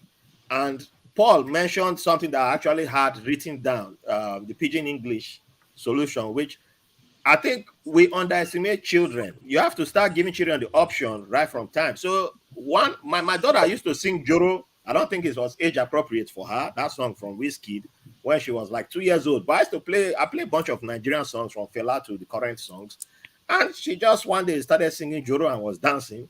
And I was like, oh, this child technically can sing a song in Yoruba, but she can't officially speak Yoruba, but she can sing it from beginning to the end. She was just singing the song. And I was like, you see, they are like sponge. They pick it up. Your Pidgin English is still the solution in a way that you can throw Pidgin English, like for communication, it's an icebreaker for the whole of Nigeria. If we are still going to be one country going down the line, I think that is something that should be taught in schools. I met somebody when I was in the Navy, and he told me that when he went for his language test, he could speak Yoruba, he could speak Hausa, and then he said Pidgin English. I said, did they test for Pidgin English? He said, yes, now. Pidgin English is a language. It's called Creole. That's what is called Creole outside of Nigeria. And I said, oh, I didn't know. Me, I thought they collect money too now to say I go take that test, but I didn't want to. I said, Pidgin, we don't consider that a language. Now, I don't know how many people have heard of the Gulagichi people in America. Gulagichi is a language. It's an official language in America. It's recognized by the United States as a language. Now, these are people, they are found in South Carolina. A bunch of slaves who escaped were able to, part of the way they communicate, because slaves, enslaved people, let me not say slaves, because these are human beings, enslaved people who were able to escape from their masters founded a community in South Carolina. And from their communications, it was, if you listen to them today, it's Pidgin English, but just at a faster tone. It's like when you bring a Sierra Leonean, you bring Liberian, you bring Ghanaian, Nigerian, Cameroonian, everybody speak their Pidgin English. You start seeing the differences. Put Gulagichi person there. Let them speak for like 1 hour straight. You will start understanding what they are saying. We have tools that we can give our children. You don't have to say wait until they speak your dialect 100%, but you can start with Pidgin English. And that Pidgin English is powerful. When you go back to Nigeria, there's nowhere in Nigeria where when they see somebody who just come back from Yankee and your Pidgin English, like last time I went to Nigeria, my godmother was like, oh boy, you sound like say you just leave Nigeria yesterday. How your Pidgin strong like this? I said, Wafi Pidgin, that's why it's strong. So I'm all different from everybody Pidgin. But so I'll stop there. Just throw those two things out there. Hi, Omoye. Omoye is here. The debate that has been going on the message board. She can bring it up on the forum. So welcome to the show. Thank you, Dr. Damages. Thank you, everyone. Raphael, thank you. Good afternoon, everyone. Mr. Paul and everybody else. So I came in because of what Raphael said, and I wanted to say, and I put a comment there before jumping in, and it is possible. So what I meant is wherever you find yourself, for instance, if you I grew up in Ibadan, right? So I went to school in Ibadan. I was taught Yoruba in school, and I was also taught Hausa. And mind you, I was taught what's it called the different religions in Nigeria. I learned Muslim religion in school. I learned Bible knowledge in school. I even learned the traditional medicine in school. Yeah, I had that privilege of learning those. Yes, there were people who taught us that. So why am I saying this? Even in the Yoruba class, there were certain classes that they would teach us specifically with Yoruba. Till today, my Yoruba is very good to a great extent because I intentionally kept it going. And don't forget, I have my own native dialect, which is Isha. So I speak because my dad refused for us to speak any language at home. So I learned how to speak my native dialect, which is Ishan. Okay, so I speak Ishan, I speak Yoruba, Hausa not so much because I lost it. There was nobody to speak it with. You know, I even picked up French at some time, but I wasn't. You lose the language if you don't use it. So why am I saying this? It is doable. So wherever you find yourself, if you grew up in Lagos, for instance, and you can speak Yoruba very well, you can be taught in Yoruba because you have an understanding of the language. So if you go, so you don't have to move to your tribe to go to school just so that you can learn in your language. No, whatever language you are able to speak wherever you are, you can use it to learn. You can be taught. It is doable. People on some other African countries are doing it. I understand your point, but I have to ask this question because when I was in Ibadan, there were a lot of subjects I did not have teachers in. Like that's why I specifically mentioned that I moved from private to public school. So, and I know for a fact that they still don't have teachers for subjects like arts. So I'm never going to bother if they have some teachers for geography and a whole bunch of things. And I don't believe they taught you about all the religions in Nigeria because they only taught you about Islam and Christianity. No, they taught us about Ibile. They taught us about Eledumare. They taught us about the different Yoruba traditional deities. They did, and they taught us not all the religions in Nigeria. No, I don't mean all the religions. The most, of course, that's not possible. What I meant possible if they want to, because I schooled there too. So but we learned. The point I'm still making is you have to, if you want to execute your plan properly, is primary school. Because that's the best age for children to learn languages. Yeah, that's exactly whatever school is. Of course, because at that age you can take in as much. You're like a sponge. I learned, by the way, I learned Yoruba all the way to secondary school. So if you start young, it's better. So in a situation where because we have a shortage, or we have a debt in teachers, in quality of teachers, we have shortages of teachers in public. Because private school is different from public school. But I went to public school, so public schools had all these things back then. I went to Mount Olivet Grammar School, Ibadan. I graduated in 1999. We did not have. I went to Aberdeen. Aberdeen was a public school. So public schools were very good then. They were very, very good then, right? They had. It wasn't good at my time. Omoye, I have a question for you. Omoye, I have a question for you, and also, so my question. If you said you learn all this language in school, don't you think first, like my mother who speak Yoruba fluently, my mother speak Ilaje fluently, my mother speak Ijebu fluently, my mother will sell Yoruba even when she's not Yoruba. But the question I'm telling you is that don't you think you as a person have the gift of language? Because I don't really think school teaches us how to speak language. Let's tell ourselves the truth. So you know why I'm saying so? You know why I'm saying so? Because they also teach us French in school, but you don't know French. I lost it. I could speak French fluently. So how do you lose it? Because it's just a touch here and there. But some people might be gifted. I lost my house. Raf, I understand. What I'm saying is that if you go that far with it, you understand, you will keep it. But if they give you just a touch here and there, like Like I can say Hausa 1 to 10. I can say Dayabiu Uku Udu Biaru Kida Bokwe Takwastara Goma. That does not mean I speak Hausa, but that is a little. But if I maintain it then when I was learning it, when I was speaking with people that know how to speak this language, I would have kept it, you know? So these are the things. So what I'm saying is that to some extent, the school really did some of this work, but it's just a touch. But maybe we keep base, like learning Yoruba, you might think school really teach you Yoruba in Ibadan. No, the community teach you Yoruba because you find yourself in that community. But It may it not also, really be that school. That's what I'm aside, saying. yes, That's what that I'm saying. aside, I'm just saying yes. So the that community do more because of you find yourself in that environment as at that that time. That's why you aside, can be able to keep that the language. That's that aside, Mr. Paul, that aside yeah. also boils down to your interest. Even though Yeah, you then don't if have you the want to say so, like community, for example, another if you aspect don't of it, have, like I could can I remember just can they I bring just can back. I just finish this Go thought, ahead. Mr. Paul? I'm sorry because you had said something, so I need to put this thought out there. So, if with due respect, of course, so it also depends on your interest. Like for instance, I learned French in high school.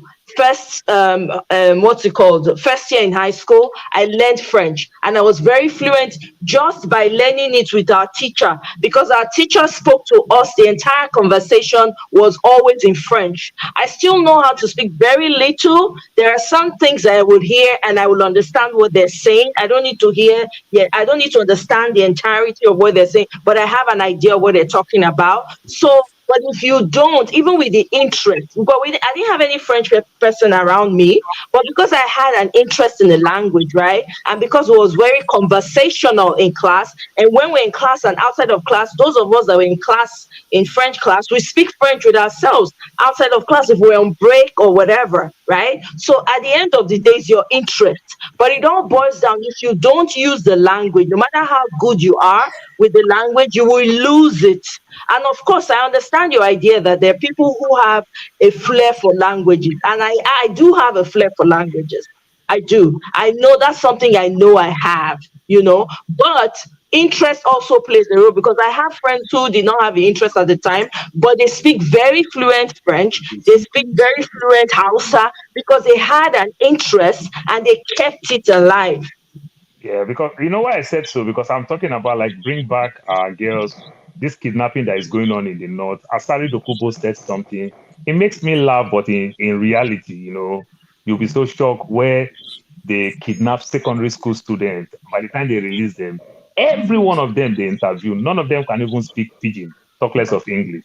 So the question I'm asking, did they teach them chemistry, physics in Hausa?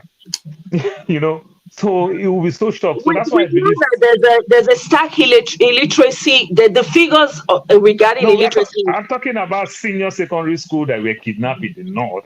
Yeah, So these are Uh-huh. people that are going to girls school. were in You understand? The private cheaper girls, secondary these are school. people that were going to school, and none could be able, when the journalists they interviewed them, none could even speak Pidgin, talk less of English. So But you Asari have to Dokubo asked understand this that maybe question: did they really teach these people there was some chemistry and brainwashing. physics? There probably was No, some brainwashing that went on when they were kidnapped. no. We get that in the north very well. I think somebody who live in the north, John Abba is here. He can testify to some extent where you see stuff like that. Where the community plays so much impact. So to some extent now it become negative. You understand? Trying to speak this language too often. So teacher teach you in chemistry with Hausa, they teach you all this thing. It slow your growth. You understand? You don't have opportunity, you understand, in the global market, even No, in no, no, Nigeria. Now, I'm no, not no, even no. talking about, I no, disagree. I'm I not talking disagree with globally. you. I No, disagree with you. I'm That's not the talking colonial. global. That's Sorry, the colonial mentality. I You're correct saying. I myself across, I completely. correct myself, I correct myself across Okay. state line. If you speak up to secondary school, senior secondary school, and you can't speak Pidgin, you can't speak English, how will you get a job in Lagos? How will you get a job in Port Harcourt? How will you get a Excuse job me, in sir. Bayelsa? Let me Excuse me, just sir. jump I'm in Let asking. me let me let me say something to that. No, I disagree completely. This is the problem we have, and this is where the colonial mentality is playing on all of us. It's a plague. Now, you can learn you can learn any subject in your language because you have to understand yourself at the utmost when you're learning in your own native dialect or whatever language you understand. Now, Now, even when you learn that, you can also learn English. So how come the Chinese man, after learning Chinese, can speak English and still get those jobs? We need to retrain our minds to stop thinking like that. If I can speak my native dialect, wait now, Wait, brother Paul, Paul, let I me Paul, finish. myself, I would Let me disagree finish, with you. brother Paul. Let me finish. Because if Let me Paul, finish, go wait, ahead, brother Paul. I go beg, ahead, make her finish. Make her finish. go I ahead. beg. I beg. Okay. So after I've learned the language, nothing stops me from learning English. You can be learning all those languages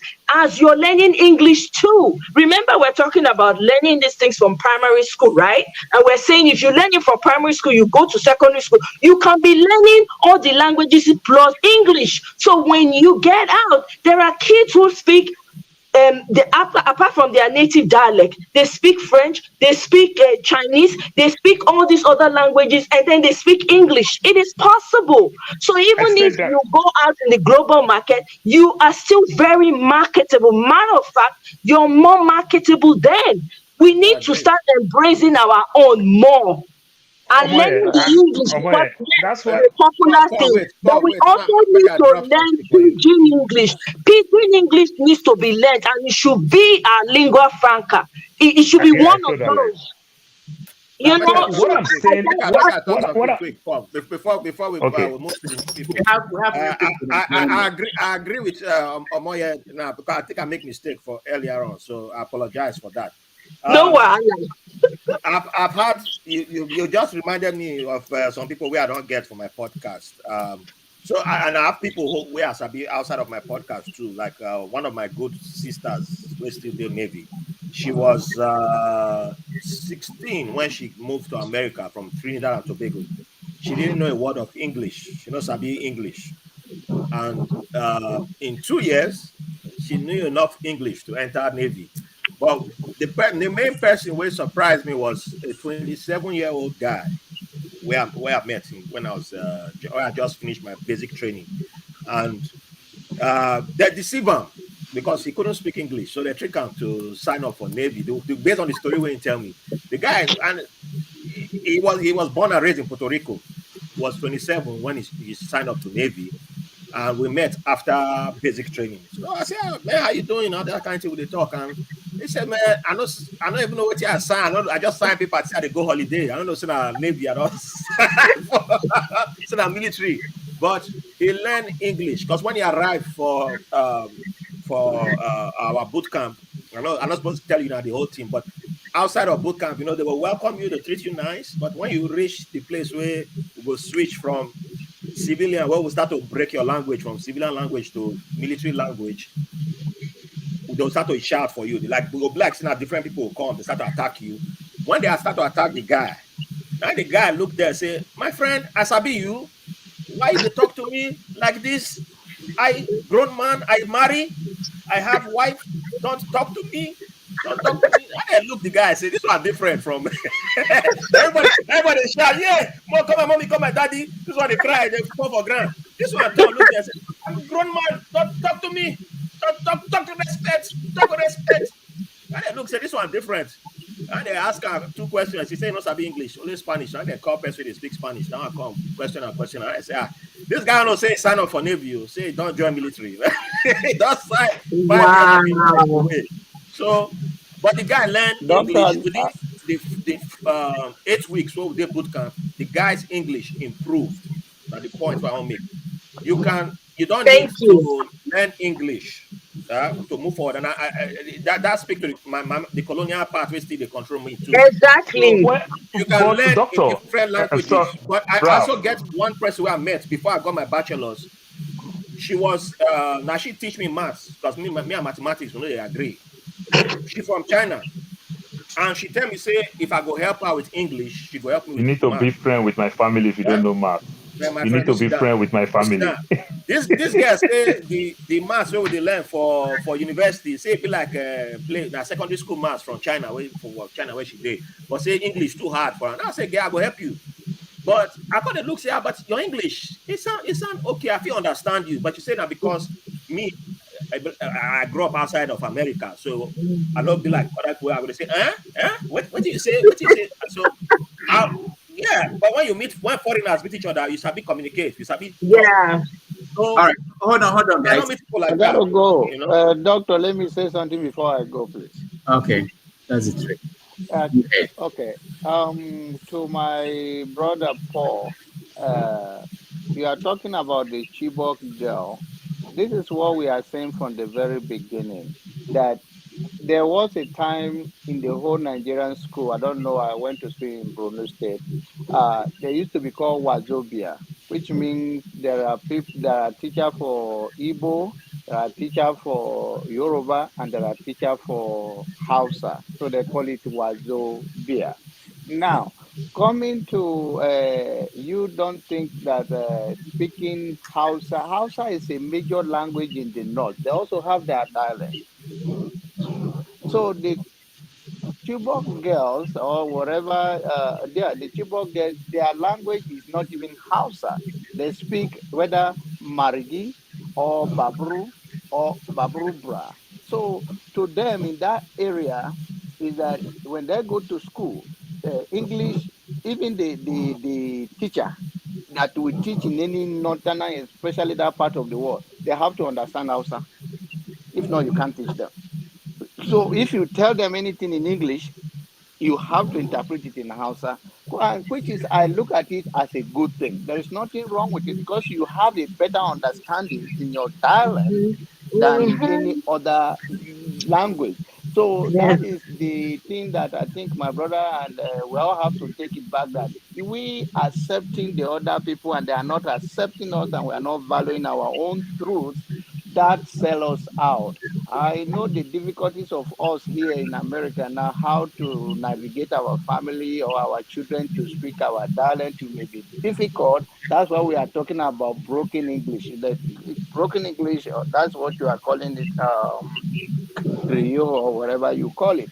But like Raf said, my children can sing any song in Nigerian, whether it's in Yoruba, whether it's in house, not in Hausa, but not too much Hausa musician out there. But in Igbo or Yoruba, they can sing it fluently and dance to it very well. And that is what we are carrying with us in 21st century, hoping that we improve it to the level like this generation, like Rudolph can put something together that can share with our new generation. What are we going to be telling them in our home, that when they talk to your own children, it's not English, but it can be broken English. Like we tell my child, come here in that language, even though he know that you don't sound like their own language, they know what you said, that you mean come here. Mhm.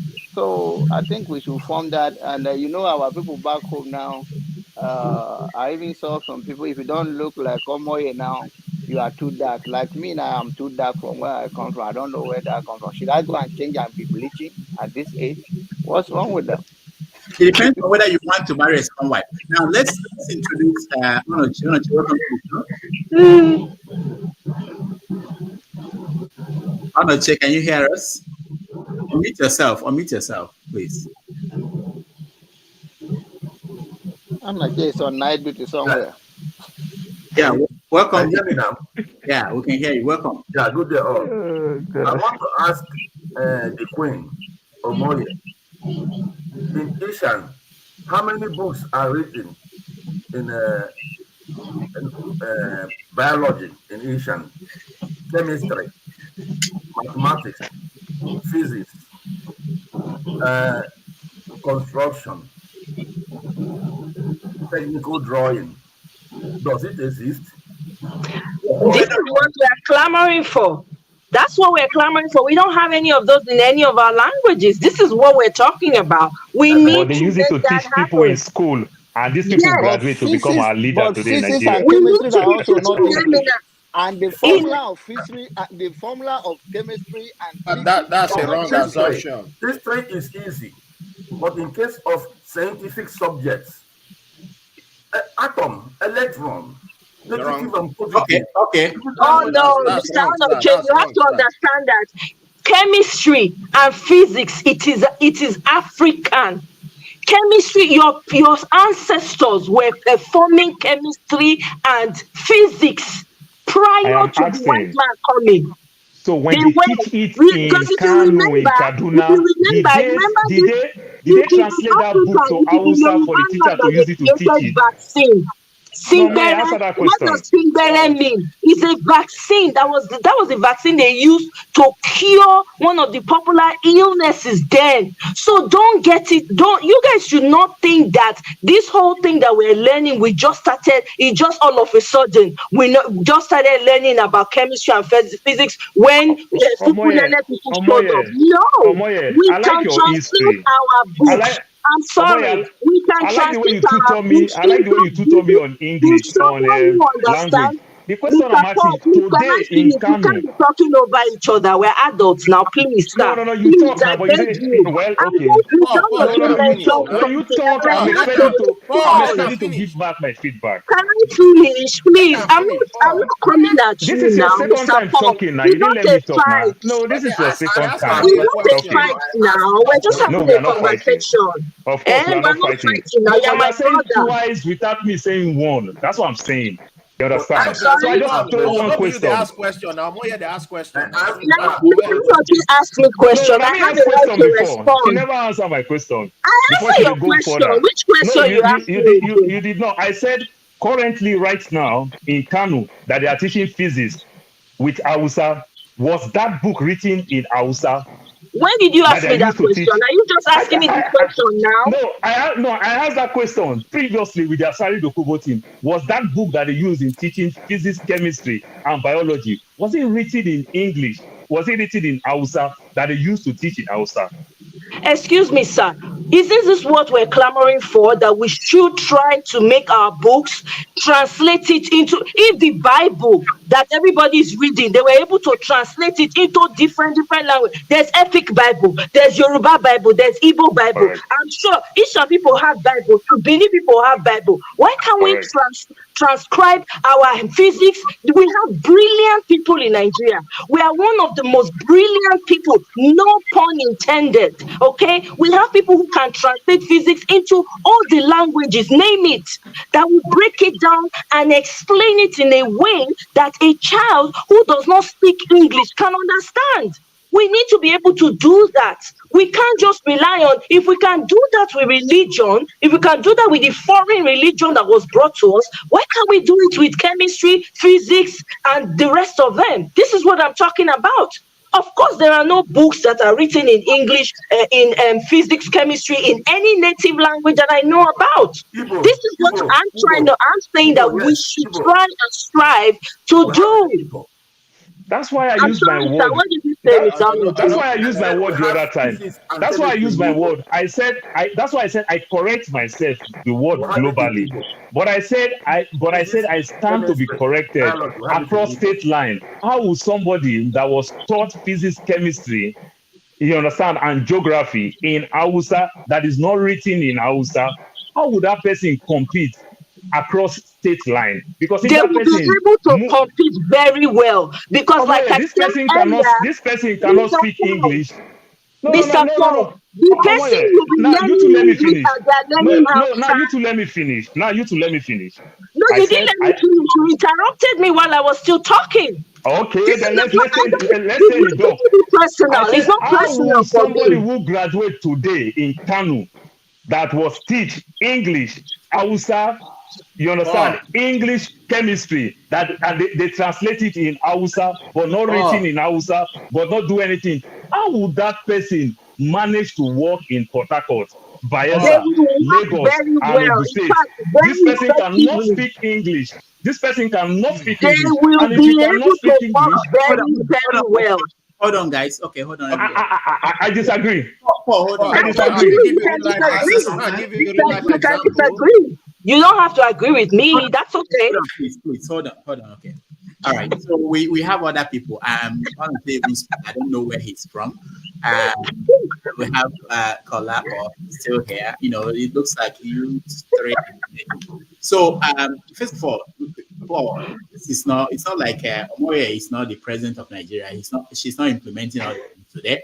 And I don't think she's going to stop English from being the official language of Nigeria. Nobody can stop. Correct. So whatever they are adding to everything will be in addition to English. So let's start from the beginning. Onoche, tell us where you're joining us from first. Unmute yourself, please. Come to the second, please. Go ahead, Onoche. All right. Do you know that we have books on Pidgin? Books on Pidgin. Hold on. I said introduce yourself first before. Oh, sorry. I'm on Onoche now. My name is there. I'm on Onoche. Where are you joining us from? We want from UK, from London. Okay, yeah, good. I'm the famous one behind Buckingham backyard. Oh, is that you live behind the Queen? Behind the Queen, yes. I'm that person. See, one. Go ahead. You know, do you guys know that we have books in Pidgin English, which I don't even know. I saw it in Rome, University of Rome, because I schooled there, La Sapienza. You know, an Italian called me, said, "You're Nigerian, you speak Pidgin. Please," was always seeing the ref where we were eating in the dining. So he said, "You will help me, please." When this guy brought these books, I shivered. I couldn't even read it. I was gazing. He said, "But you speak Pidgin." Of course I can speak, but I don't. This is my first time of seeing books. Big books like that, encyclopedia, written on Pidgin. And she was praising us that it is not easy to form language. That the Pidgin obeys everything. The singular, plural, past tense, present. It contains all the laws of language. Like we, you, all these things in Pidgin, you have them. I was shocked. The girl started teaching me Pidgin, and she did it with her thesis. She made distinction because she wrote on Pidgin. She read languages. You see, so if we in Africa, for us to succeed, we have to start from scratch. What Omoye, the Queen? Let me call you Queen. It's easier for me, please, so I don't bite my tongue. You know. What she's saying, to me, she's 100% right. We need to write the books in our language first. Then we now study. Because if you tell me atom, I'll keep on asking, what is atom? But if you can tell me atom in my language, it will enter my brain immediately. It's not go away anymore. But for the fact that we're doing it in foreign language, we cram it. Okay. Thank you, Onoche. Thank you. God bless. Before, let's see how that people have. Okay, so I understand where everyone is coming from. I agree with Omoye and I agree with Paul as well. And Onoche. See, these courses or subject, I should call it, they can be taught in African languages, but not now. The reason why it's not now is there are some words that we don't have in Yoruba, in Hausa, and Igbo. Simply because these languages, we started speaking them back in the days before we know anything like atom, electron, equation, and cell, plasma, and the likes. So we need to have words in Hausa, Igbo, Efik, or whatever for those terminologies first. That's why it makes me wonder, the professors of local languages in Nigeria, what are they doing? I'm a Yoruba person. Yoruba, the colors we have is juju for black, funfun for white. Pupa can be yellow, it can be red, it can be orange. What is purple? What is blue? If we are counting, what is million in Yoruba? We will say egberon, no egberon, 1,000 times 1,000. What do we call trillion? You now say egberon, no this. So I think there's a lot of work to be done by the academia in the local languages in Nigeria first, before we can write any book. We want to write a book on biology. Okay, hold on, they're not asking you to write. Sorry, I was trying to be like a translate. Commentator is saying that we have them, they have them already. I believe that if you go to University of Ife, you go to Yoruba language department, okay? That's what they do there. Sometimes we are disconnected from the universities, and I know people who are in universities working on these languages, African languages, Nigerian languages, and they come up with this. Igbo language doesn't have any name for university before they came up with one. for science and technology. When you hear what they call it in Igbo, you shake your head. But it's what they came up with. It's a new thing, you know. So, but what I'm saying is that the fact that we more people who are not in the academia, we don't see what's going on. We don't see, they are thinking about these things and they are coming up with. So I think, and when we talk about employing people and people not being having jobs, please, you know, if you can actually. There's background noises. If you are not talking, can you unmute yourself? I mean, can you mute yourself? Oh, okay. All right. So I think one of the you know, I agree with Omoye and the idea. You know, this is something that if we call it something important, we can do it, and it will enhance so many things in the country. But just for Onoche, who is questioning Omoye, I want to point out to you, I don't think recently they translated Tinsel apart into Yoruba. Okay, somebody did that. And when they did that, Ruben Abati wrote a column where he said that Okonkwo, that is the main character in Tinsel Apart, spoke Yoruba before he spoke Igbo, because it hasn't been translated to Igbo language, which should be the original language of Okonkwo. So Okonkwo spoke Yoruba before he spoke Igbo. So what I'm saying is I'm using that as an example to say that these things are happening, you know, but we're not paying attention to that because everybody's thinking English. Nobody is paying attention to the local languages. So this is an important conversation to have. Go ahead, Ralph. Yeah, I wanted to point out that, you know, I always also remind people that Nigeria is not the only space that exists. Things have been happening long before Nigeria came into existence. So, to both Paul's question and Onoche's question, if you go to Mali today, they've kept transcripts since the 12th century. Some of the things you are looking for, and Kolapo too, is written down. They've written down, they had a university in Mali, and they wrote down their history. They wrote down events that were happening. People came from all over the world to was it Timbuktu?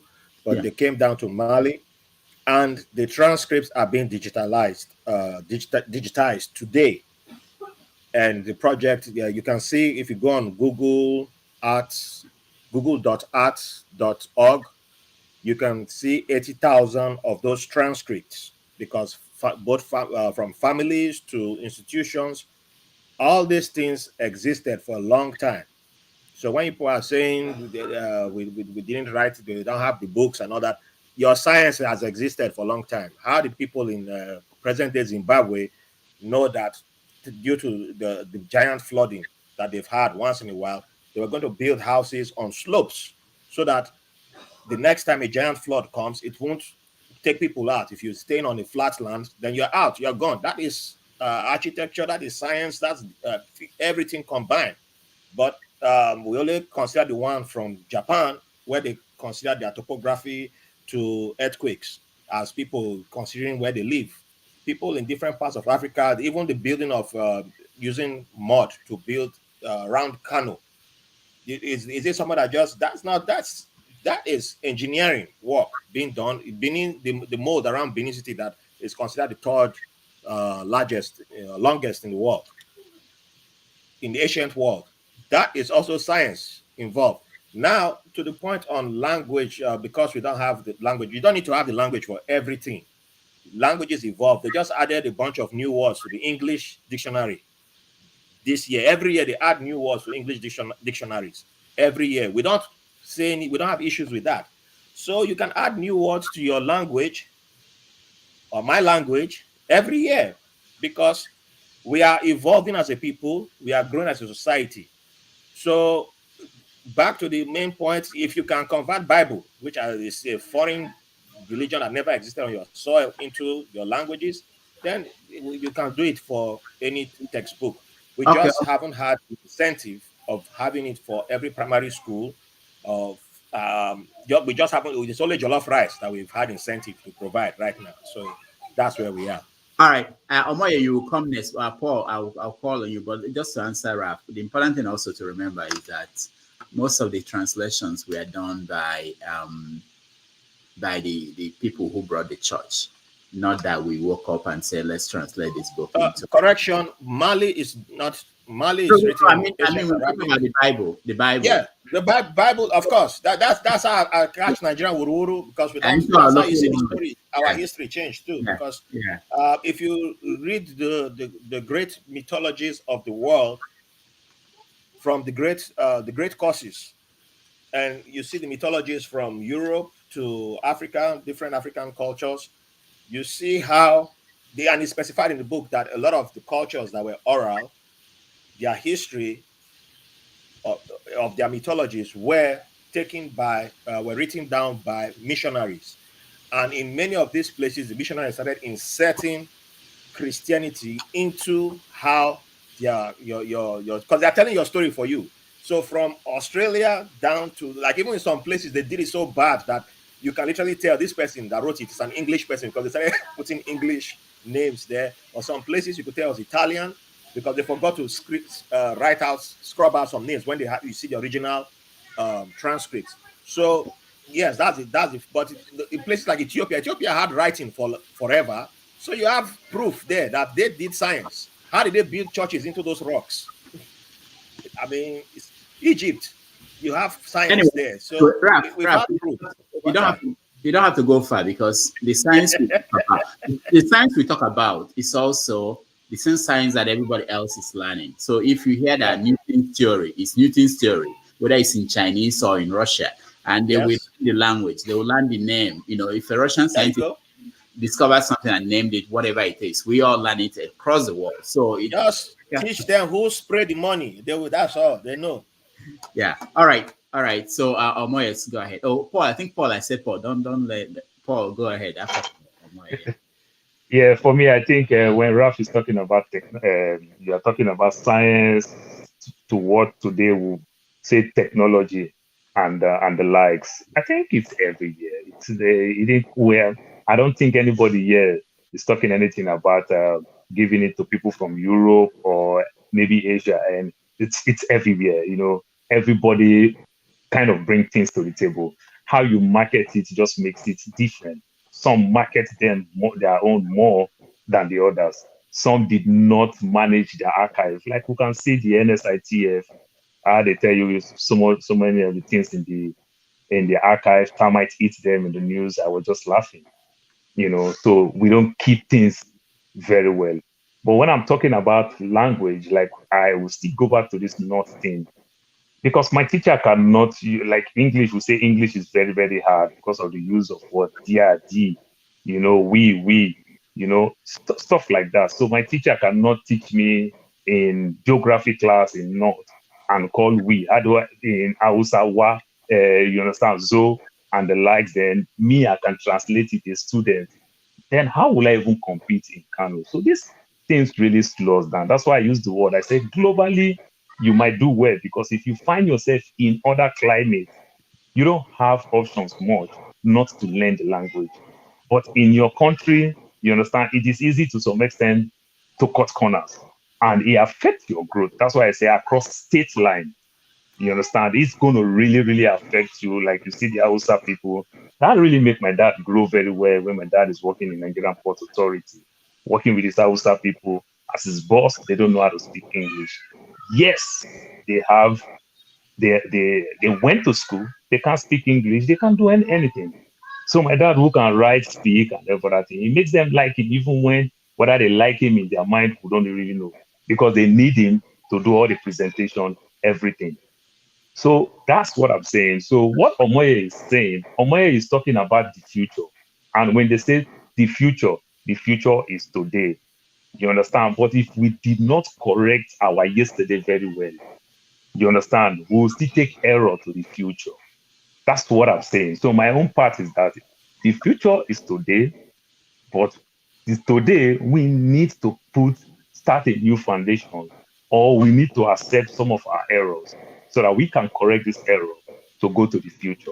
That's why initially I used the word, I said, this Pidgin will really, really help us faster because we can communicate. Because right now we're talking about language, we can communicate very well. Easily, they can write it easily. We all can read it. We can communicate it with our kids and the likes. And so when somebody's Raf talk about Mandarin, somebody speak Mandarin. The fact is that if you are coming from China, you speak Mandarin globally. That is what they also use in teaching you in school anyway. So you find yourself in America where they speak English, you're going to learn English. And when you learn English in America, if you see we that speaks English in, say, West Africa, and those that speak French in West Africa, when they come to America, when they start learning English, they speak better English than we do because they learn it. And mostly when you learn stuff like that online, you learn proper than learning the street. Sometimes you learn all the curse words, you learn all the wrong words. It does happen. That's my take for now. All right, thank you. Omoye. Okay, thank you very much, Dr. Damages, once again. Thanks, everyone. Mr. Paul, I agree with you to the extent that, yes, we can do both. We can correct, right? We can amend and we can fix as we're working towards the future. And you're right, the future is now, it's not yesterday. But we can use the tools of yesterday to expatiate what we're trying to do for the future. Just like Raphael said, these books have been available for millions of years. And we remember, and this is why for me, and I'm going to use the opportunity to throw this out there, it's very important for you and I to understand our history. You have to keep going back to read up on your history, please. That's all. I'm going to say that very emphatically. Learn your history. Understand who you are as a person. There's so many things that your ancestors have left in the sand for you to pick up on. If we're not paying attention, we will lose it, and we continue to lose it just like we're doing right now. Okay, I give you an example. The Great Wall of Benin, there were no engineers at the time as we know it.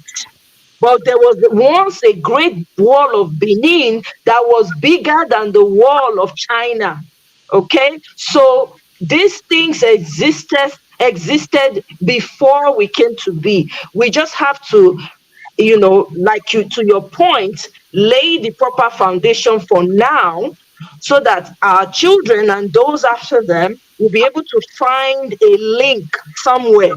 This is the work that we need to be doing, So I also believe that anybody who learns anything in their language, because they are learning in their authentic self, has a greater understanding of that subject. So even if they're learning whatever language they're learning, they're also learning English. When they're explaining it to you in English, it will make sense to them and they'll be able to break it down to you. So based on that, they can compete on any level.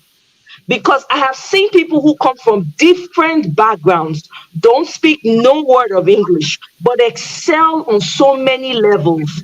And then with the English, while they're trying to learn it, they're making a lot of mistakes. They're learning and they're getting their diction right and all of that. They're some of the biggest players we have today. So these things are doable. We can achieve it. We just have to start working towards it. And Dr. Damages really succinctly stated it. There is one going on in the background that we will never know because we're not in that space.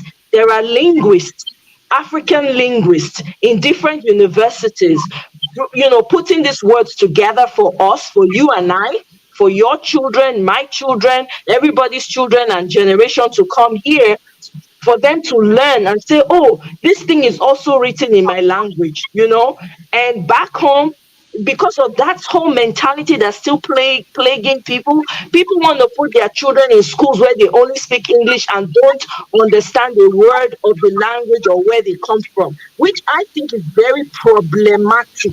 It's a big problem. So I yield. I hope we'll be able to do better and really start to work towards it.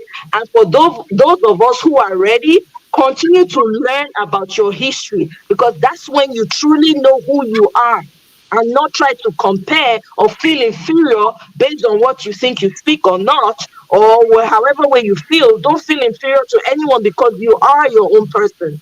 I yield. Thank you very much, Dr. Damages. Thank you. So, go ahead. Yeah, I think we are confusing certain things together here. When Omoye was talking about Great War of Benin, all those are innovation.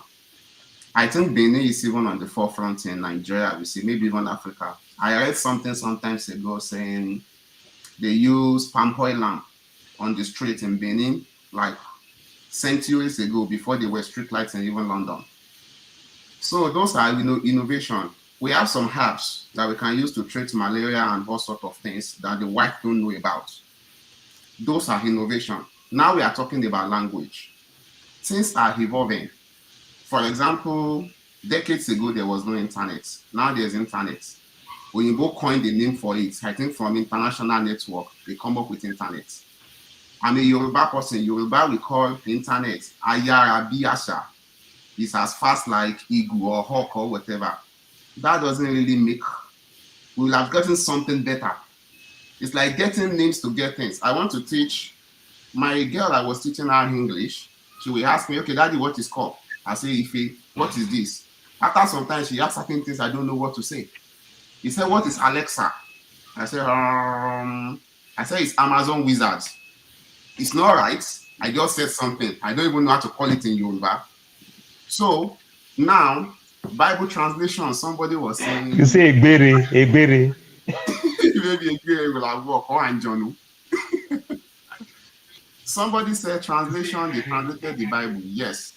But the translation of the Bible, I still have some problem with it. Satan, as portrayed in the Bible, they call it issue. Satan is not issue in Yoruba. Issue is another god, a small god in Yoruba.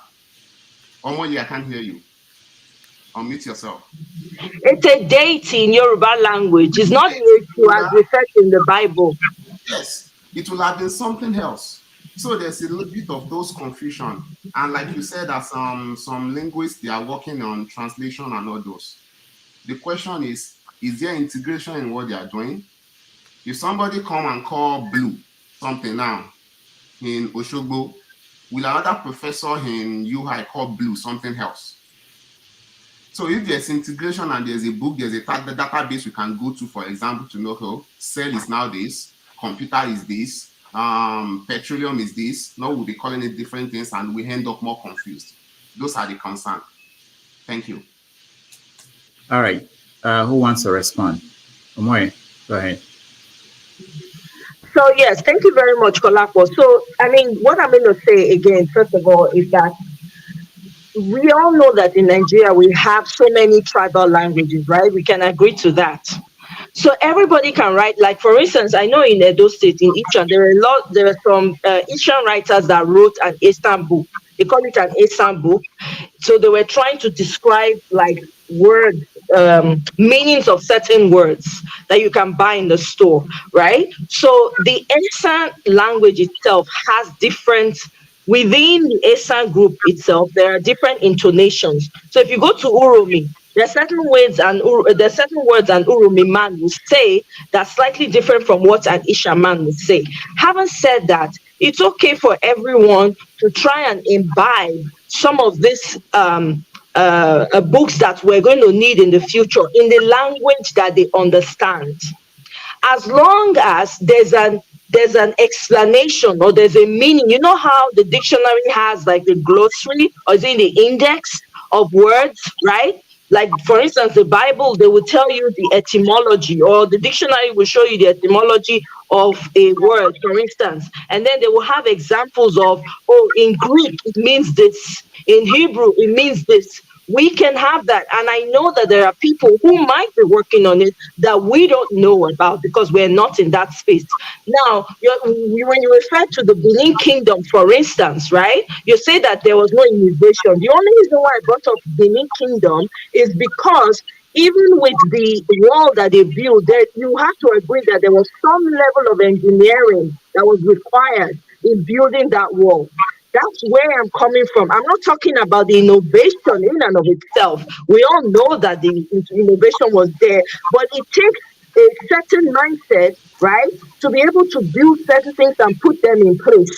they use palm oil, right, as seed light. There's certain type of skill that could have gone into it, which maybe could be the chemistry that we're talking about today or the physics that we're talking about today. That's the point that I was drawing from that when I said the Great Wall of Benin, you know? So, yes, all of these concerns that you have are concerns that can be addressed. Again, there might be people who are already working on this because I know Nigerians are very brilliant people. There might be people that are already working on this in their different various fields, but we're not in that space. So we're not privy to the information. You know, we all have to just keep learning and having this conversation because when we keep doing this, it will help us be better for ourselves, not just for ourselves, but for those coming behind us. Have I answered your question? Yeah. To an extent, you did. Okay, is there anything else that you want me to respond to? I'm happy to respond before Dr. Damages cuts me off. I have something to add to that.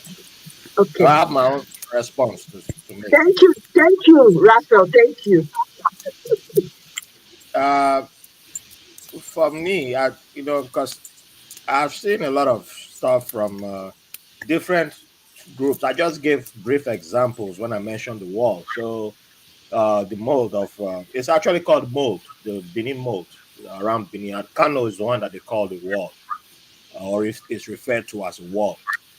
And I've seen ancient maps of Benin City, that like the town planning of ancient Benin City. So that was town planning. That's some geography. That's architecture again. I don't know if they had words for those back then, but I know one thing that I'm used to seeing from our communities. Like, we need something to be perfect before we count it as being in existence, and I'm against that. Very much against that, 100%. Because I'm like, why should it? People were doing things. People have always been doing things right from time. I mentioned, was it a few episodes ago? We don't still know who built the pyramids that got destroyed in 1935 in eastern Nigeria, present day eastern Nigeria. Well, pyramids in Nigeria. We don't know the civilization that built it. There's different stories about who built it, but somebody built pyramids. And we keep saying, you want to call it innovation, that's you. But if you want to go by your words of, is it science, is it physics, is it chemistry, I went through all these things. Yes, it was, because people did not just wake up one day and do, I snap my finger and then it just appear. Ta-da-da. No, they did all that. How was somebody able to come up with the economics to figure out that the British palm oil trade, I don't need to sell into the British traders, I can bypass them and go straight to Liverpool and drop the palm oil straight there after slave trade, and that caused Britain to invade his kingdom and send him on exile. That was somebody figuring it out. And it's not the beginning. Go read British archives from, go read, watch, what's it called? I don't know if it's still on YouTube, Black and British History, a documentary that BBC had about when Black people started appearing on British soil, going back as far as Roman Empire. So it's a BBC documentary, Black and British History. Black and British History, that's what it's called. And you start seeing that there's so many things that you don't give yourself credit for that we've been a part of. And we just think that we have to wait until the perfect word comes. No, our people have been doing stuff for a long, long time. Other people recognize it. Before they even started doing slave trade, the cables, what is now considered cables, was the diplomatic cables, what's now considered diplomatic cables that they had of interactions with various kings and chiefs. Read the language they were using, of how these people were so smart, how these people picked up languages on speed like that. And it was like these people are so, you could see the threat coming. Like, they started seeing them as a threat. From these are trading partners to these are threats. But go read the documents. It's available in archives today. So if you don't take my word, that's fine. You don't need to take my word, but it's on archives. But I'm saying, whether it's Benin City you look at, whether it's Bonny, you look at, or whether it's Kano, whether it's whatever place. But final thing I will leave you with is Uthman Danfodio, who, depending on which side of the fence you're in Nigeria, whether if you're a Muslim, it's kind of like the guy. If you're a Christian, he's the opposite. Go to Mali, that same place that I mentioned in Mali. The guy has a book that we don't talk about in Nigeria. Uthman Danfodio wrote a book before he did his jihad in Nigeria. He wrote a book in Mali because he went to that university to study and read the book that he wrote. He sounds like a liberal. That person sounds like a liberal person today. So if people like that were existing back then, giving us languages back, they were communicating in other parts of the world. They were taking people from other places. Because people from present-day Greece, Macedonia, came to those universities over there. And this is not some African supremacy thing I'm doing. I'm telling you, because melting points in the world, Timbuktu was one of the melting pots at one point in time. If people had been interacting, then you had exchange of ideas. That's what universities are, right? Exchange of ideas. There were networks being built, and you've seen the stuff happening at Egypt before the unfortunate destruction of the library in Alexandria that we'll never know how much things were destroyed in there. But there's so much that we don't know. Final thing I would say is in regards to your teaching your child. One thing I try to tell my daughter is I'm not afraid to say I don't know. We should embrace that. It is okay to say I don't know. It is okay to admit that we don't have all the answers. We are not supposed to have all the answers. We are not supposed to. This idea of perfection in parents is one of the wrong ideologies that we pick from our supposed culture that I don't think exists, honestly. If you don't know, you don't know, and somebody else might know, and you can pick from that person, and you move on. But you don't have to have all the answers. All right. Can I ask you one question, please? One question on. Let me ask you a question, please. You said something about, or is that Usman or Ottoman, please? Whichever one you want to go with, Uthman or Osman. No, because Ottoman, I think it's from Turkey. UTH, Uthman or Usman, the same thing. Uthman Danfodio. You know the person I'm talking about, the guy that brought the jihad to Nigeria. He's originally from Turkey. Originally from Turkey. Okay, I don't see what that has to do with my points, but I know. Maybe you want to read about it. He said he's schooled in Mali. So he was there. He was there. He was in Mali. Because he was expanding his empire. He came from us. He did not have any empire in Mali. It was a Turkey. All right. Let us go far away. Okay. I will let I have an announcement to make, but I will let Omoye speak first here.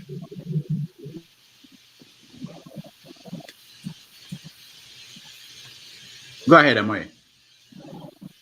Oh, okay. I thought you wanted to make the speech. Anyway, so I was going to also make a point, right? In addition to what Raphael just mentioned, when we draw rain, remember back on the say the person go draw rain so that rain go fall, right? When we wait in the rain never come, person will go draw rain. You get what they do together, put together to make the rain come.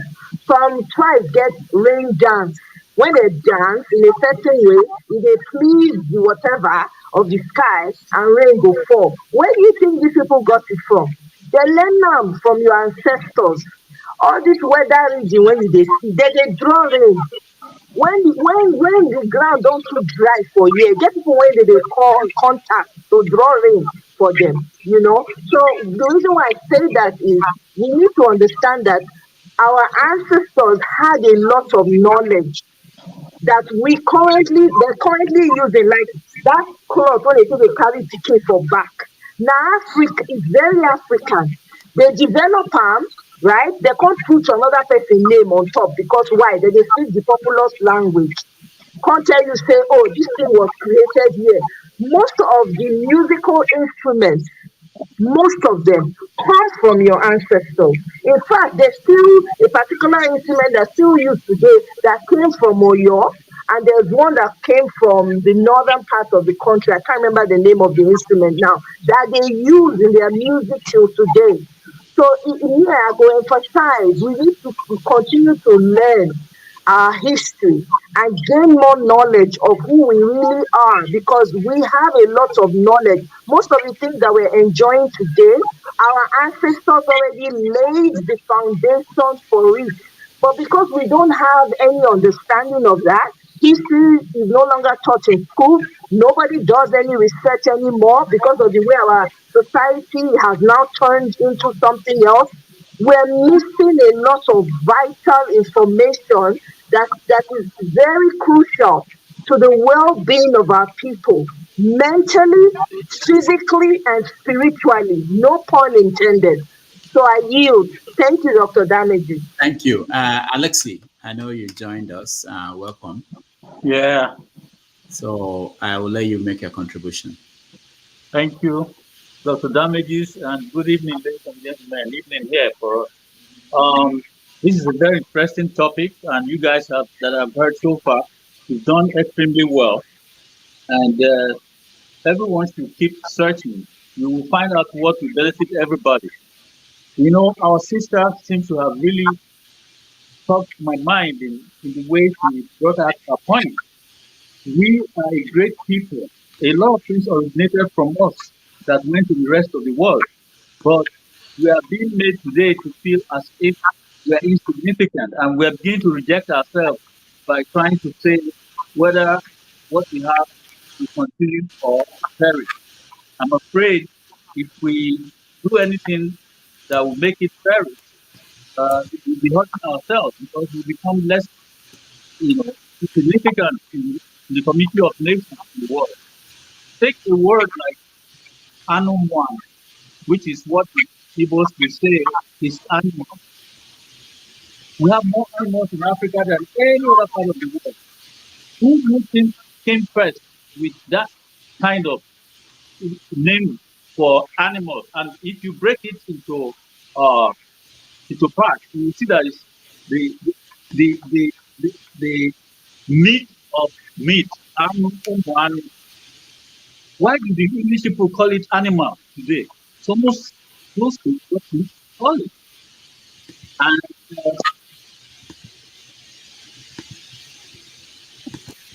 I'm sorry, I'm doing some, maybe it's a virus thing interrupting my screen. So we have many words that to make us feel proud of ourselves. The musical instrument oboe is from oboe, which is what Igbos call the same kind of music thing, but they used to do it on calabash. But the one that is made now in the West, they call it oboe. There are many, many things that if we really research, we will find out that we do count. And that's what's important. And so we should not neglect the origin that we own, that others have borrowed from, and then make ourselves look like, what we have is not important. So time for teaching our children of anything about ourselves, from their names to speaking our language. Because when they know it, it's a plus. There's no demerit from speaking another language, let alone your own.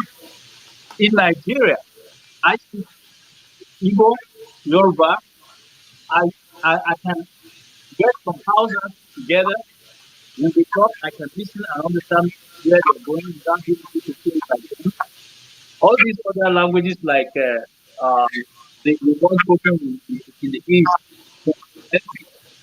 or in video, once they start talking, what you have to do is to listen very well. When the people from Ogoni, Dokana, when they talk, when Sarua used to talk to his people, this one part of Dokana language, there's no way I will not understand him because those things are derived from Igbo words. So I think we should teach our children language. If we give them confidence, it will make them feel they are worth something from who they are. And it will kind of counter the imbalance that comes when they start having pressure from other group of people. Let me stop there. All right, thank you so much.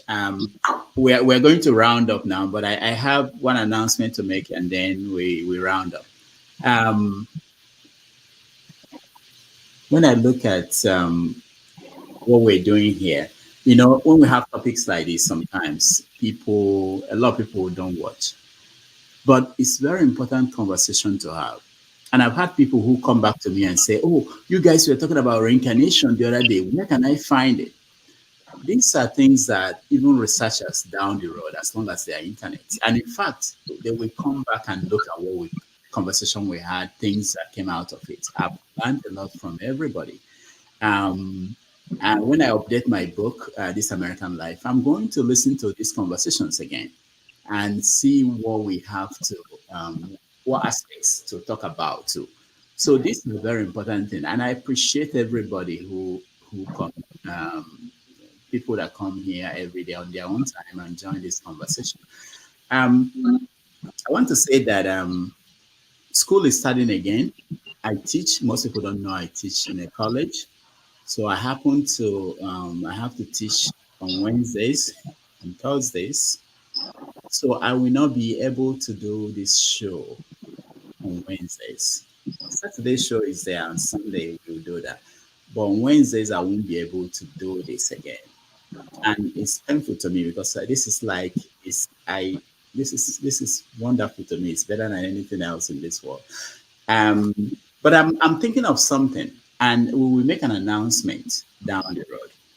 So what I'm thinking, I can give you a hint of what I'm thinking. I'm thinking that there are a lot of people here who can host this show. You know, it doesn't have to be me.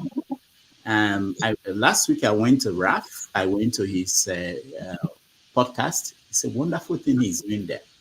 Raf can do this, and so many other people.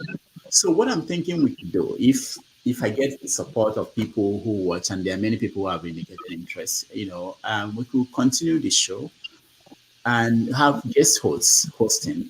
Whenever I can, I will join. Whenever I cannot, I know that it's going on. But I really appreciate the people that have come through this. I can't even catch up. What I used to do is to go back, watch it, get a bit of time frame, cut it out, and blow it out. But I can't even catch up because the amount of materials a lot is too much. I want to see it continuing. I want to see it being people coming up here and talking, different people. I've seen amazing people. I have people all over the world now. If I go to Australia, I know I have somebody in Sydney. Collabo is in Sydney. I have people everywhere. I mean, when I wanted to say that this weekend I'm going to be somewhere, but I don't want to announce it because a lot of people will now say, oh, come and see us. But I don't have time to see everybody, and people will be mad about that. But the point is, I really gained a lot from this, and I will do everything in my power to keep the conversation going. That's what I've done for the last, I don't know how many years of my life after college. So I thank everybody. I thank all of you. And I'll see you on Saturday. I'll see you on Sunday on the other shows. But on Wednesdays, I won't be able to do this moving forward. I need 2 weeks to get ready for school. And so, but I will let you know, those who follow me on social media, I'm talking to some people to see if they can guest host, and we'll see how we modify it. So I really appreciate, I don't want to cry. I appreciate all of you. And this is amazing, especially the Wednesday show that is about us. Because we tend to think about Nigeria all the time, about politics, so they're killing each other. What about us? We are here. Somebody said, Kayode that came here. Kayode said he knows that his kids are not going home, and we may not go home, even no matter how we want to.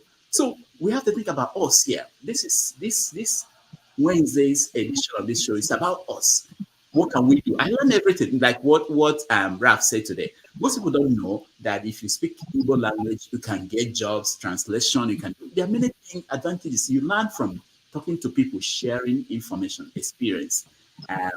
Paul and everybody here, I really thank you. Omoye, you are wonderful. I just started following you. I went to your Facebook. Alexi, you've always been wonderful to me. Onoche, everybody.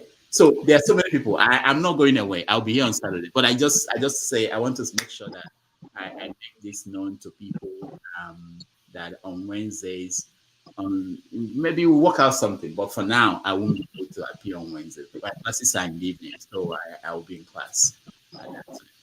All right. That's it. So, did you say that Raphael has something going on that you went to? Oh yeah, he has a podcast. Wonderful, wonderful thing he's doing. Is he on YouTube? Rafael, are you on YouTube as well? Yeah, Ralph, I don't know. He can answer. I don't know, but I know he spends. Ralph, are you on YouTube? Sorry? How do I follow you? Sorry? How do I follow you? Are you on YouTube? Oh, I just follow, White Label American Podcast. I speak to mostly immigrants. Everybody shares their story. On YouTube? Yes, I put the audio only on YouTube. If you give me small change, I will give you the video. I don't have videos, audio only. I'm not big like Dr. Remedies, yes. Something, please. Rudolph, if you can share that with me, I will check him out. Okay. Oh, we're on. Doctor, like they say 3 is a strike. Remember when you talk like this, when you were leaving Sarah Reporter? Now you are saying the same script again. I'm not leaving. It's just. That's why I said. That's why I said 3 is a strike. Don't come up on Saturday again and come and tell us this same thing. No, that won't happen. That won't happen. No. Well, Doctor, you are doing a great show. Like I said, what you're doing, it is very, very good. It's it is easy for me to say I can do this. It is easy for every one of us to say we can do it. But by the time we start, after some time, we will go to understand very well. I could remember many years ago, we used to say, cut your coat according to your size. Then later we change the English, say, cut your coat according to your material. Because sometimes your material may not be enough to your size, So I really appreciate you for what you're doing. And I really appreciate it. It throw more light, it throw everything. Sometimes we are so strong with our opinion, maybe in our comfort zone, people believe in us so much, so we just stick there. But when we come out like this in public, like my mother would say, you live, you learn. So we tend to learn the other side of it, you understand, to balance our perspective, in the way of doing things or how to say things in public. Every time I listen to these shows, I go back again and I watched it. That's what I do every show, whether 3 hours, whether 4 hours. I have YouTube Red, so it's not a problem. So I just close the screen and I listen. I always listen, mostly when I'm on work, at work, waiting. So I really, really appreciate what you're doing, and just keep it going. Then once you can still send those notifications out, then you can still find another way of maybe throwing the task to 1 or 2 persons. I think Ralph can do better with this because Ralph already have all the skills. He have the internet. Say internet know the Arizona like as it is New York. Then Omoye, I don't know where you live. Omoye, I don't really know what state you live. Whether you live in California, I don't know. California. I know you live in California, but I want it to fall out from your mouth. Omoye, draw rain call California. You say it double for Arizona and California. They say they're not gonna give us water again. So make the effort to draw rain.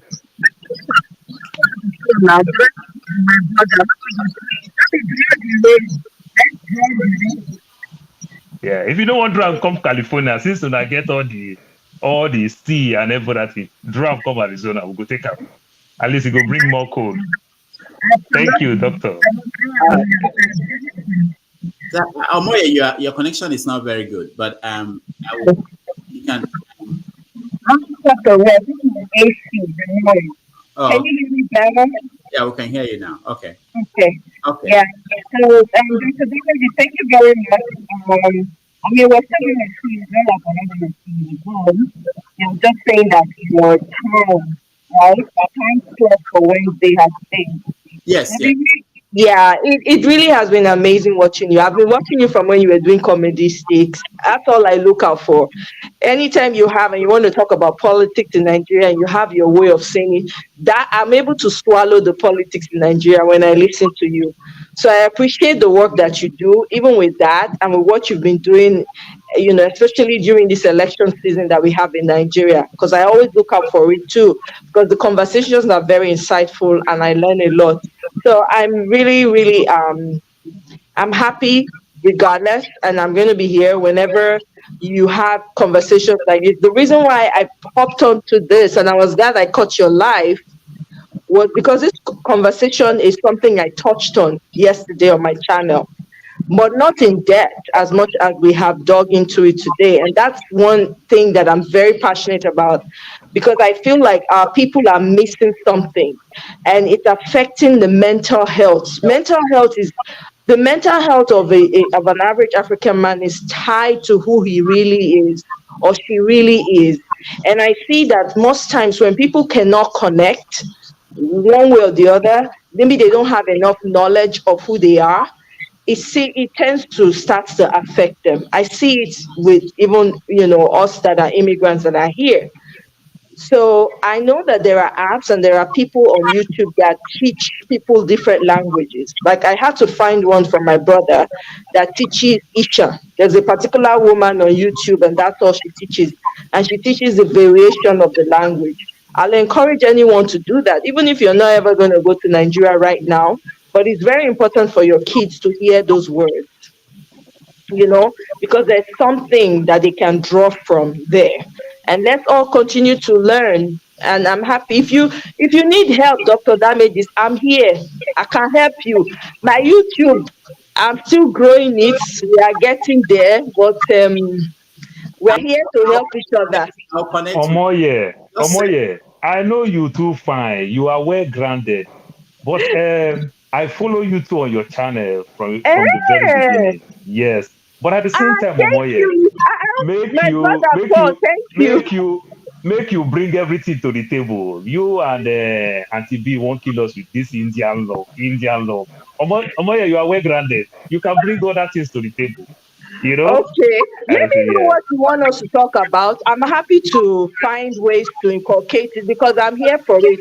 Just like Dr. Damaji said earlier, I love these types of interactive conversations because I find that this is how we learn from each other and this is how we can be strong for each other. You know what I mean? Correct. Especially we are not in Nigeria, we're outside of Nigeria. And if we can form a community of those of us that at least are thinking positively, we don't always have to get along. We don't have to always agree on everything. But if we can have a clear understanding of how, to imbibe our values, our culture, our principles onto others and our children, I mean, hey, it will be a wonderful thing. So let me know your thoughts. If you want me to talk about something, please let me know. I welcome it. I will be Yeah, very obviously happy it's good. I could remember some say almost a month plus now. Dr. Damages brought somebody to talk about life insurance. And I said so many things about life insurance. A little bit I dabble into 401k. Guess what? I have friends all over that keep calling me. They say, Paul, you know all these things you didn't tell me? They started asking me questions. You understand? I have friends who've been here 10 years, 20 years in this country that don't have life insurance, they work in good places. They don't do this 401k. They say it's a scam. Then I started throwing light. So stuff Wow. like that. I think we all can help one another. Okay. Sometime maybe Dr. Damages, he's done that twice now, brought somebody about mental health, so you can also maybe sometimes not only from us, maybe bring, if you have friends, bring experts so that they can bring things to the table. It will really, really help our community. I lost one of my Absolutely. childhood friend in UK. Do you know they are asking me to contribute money for his funeral in UK? And what if Wow. this guy had $1 million in his life insurance? I don't think the parents or his siblings will do things like that because there are four of them, two of them in America, two in UK, plus their mom in UK. Why are they still looking for all this money? You understand? Right. So things like this, we can use it to help ourselves. And Nigeria, we have this funny thing that sometimes it become more positivity. We do everything with competition. The day I buy 2017 car, before fast forward the next Wambe, free food, everybody will start buying 2018 to talk me Yeah. down. Yeah. So by the time we start talking some of these positive things, people we also want to do things like that. Like I Right. tell my daughter, I told my daughter, I said, girl, you privileged, you smart, go to Harvard, you say you don't want to go, no problem. But guess what? What about if your kid is not that smart like you, but all their dream is to go to Harvard? Why Hmm. don't you give your kid legacy benefits? If you go to Harvard today, your child have a 1.5 GPA plus. because of you as the mother or as parent went to Harvard. So why don't you just go to Harvard so that you can give that? They said, what is legacy benefit? I started sending her things and every other thing, Information. Then I told her, I said, guess what? I'm buying you a $4,000 car, but if you get a 4.5 GPA, you get a brand new car. So things like that will start bringing all those innovations, stuff like that, that will also enlighten us, not to build us. You understand? My mother, they will discourage me, go build us. All of us that have builders in Nigeria today, how many of us bring the rent back to America? Oh, yeah. Immediately they say rent don't come, you give it to your siblings, you give it to your uncle, you give it to this. But when they tell you, say, rain blow the roof, you bring money from America. Exactly. You understand? Exactly. And that's Yeah. what every one of us know how to do. To invest back home that we don't get any credit for. Absolutely. No, Brother Paul, you know what? I'm going to invite you on my show so you can talk about this because I see you're very versed in it. And it will be nice to hear because a lot of the people that follow me, they are all in different parts of the world too. So it will help so we can keep educating each other. So I totally 100% agree with you. Thanks for pointing that out. I would definitely consider that and I'll reach out to you. Okay, I think see this thing, in Nigeria back then, they say those that have this type of this, they are professor. I will charge you. Charge me. As the money enter now, you you go don't to bring collect money money. inside. Make a fair reach there first. Thank Dr. you. Damage, thank you so much. I appreciate you all. And Ralph, I will follow you for YouTube now. So Omoye, just leave me maybe your contact. I'll reach out to you. Okay. Okay. Do you want my phone number or you want my email address? Phone number. Yeah. Okay. All right. Doctor. Yeah. In Italy, there's a saying that says there is no two without three. Are we sure, according to Paul, that Saturday would enter big story? No. It's not possible. I won't be myself if I'm not in touch with people. I just Literally say there is no two without three. Yeah. And it has happened to me. I've missed my flight 3 times. I have to pay at times more than double. And also when there is vacation, we can do specials, anytime there is, holiday or once semester is over, I'll be back. I mean, things, it's not a permanent thing. But, because I've been following you all these days. Yeah. I've also asked you to bring the noisemaker. I'm planning a reunion show. We will do that. Remember we have Saturdays. Good. Then I want to ask one thing again. I just dropped my phone number. I'm sorry, in the private chat. Okay. So once you can send me a text and then I'll save your number as well. Okay. I want to ask something again, Doctor. Please. All right. Thank you. Please, bye. Omoye. We were told that civilization started in Africa, isn't it? And where is Africa today? Yeah, but look at it this way, okay? Empires rise and fall. So it's going to be Africa's turn, maybe in another 100 years, okay? But this is the way it goes. This time it's not. We are on top at one point. It's something with families. If you look at your village, I don't know where you come from, but if you look at your village, you see people who were rich in the 60s, in the 50s. Omoye, I need through Rudolph. Let Rudolph extend your information to me too. Okay. Please. So Dr. Damages, you have my permission. Okay. All right. I'll do that. All right. So all right. That's how it is. Yeah. It's not it's coming back to Africa. No, because the only thing left behind, the few things left, like pyramid, white men are still arguing that blacks did not build pyramid. That pyramid is a laboratory for UFO. I don't know if you've had it. Yeah, the point is that for black people, what we should do is to build another one instead of arguing with them about. We have in Enugu. Yeah, no, I don't mean the old one now. Build a new one. Not the old one. That's a different thing, Rudolph. That one that is there, we need to know about it completely. Yeah, if we build another one and we just neglect that one. No, I'm not. then I'm not arguing that we shouldn't know. But what I'm saying is that the most important thing is to move ahead. Send somebody to space.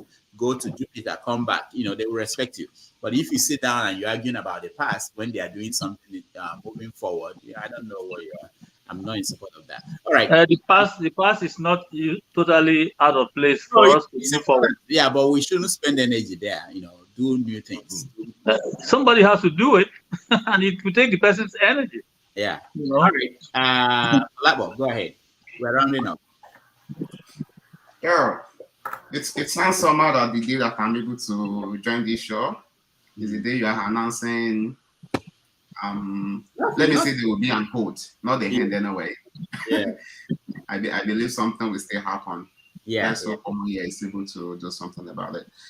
Anyway, I've been watching this for a very long time. A big thank you to everyone for your contribution and showing concern about Nigeria.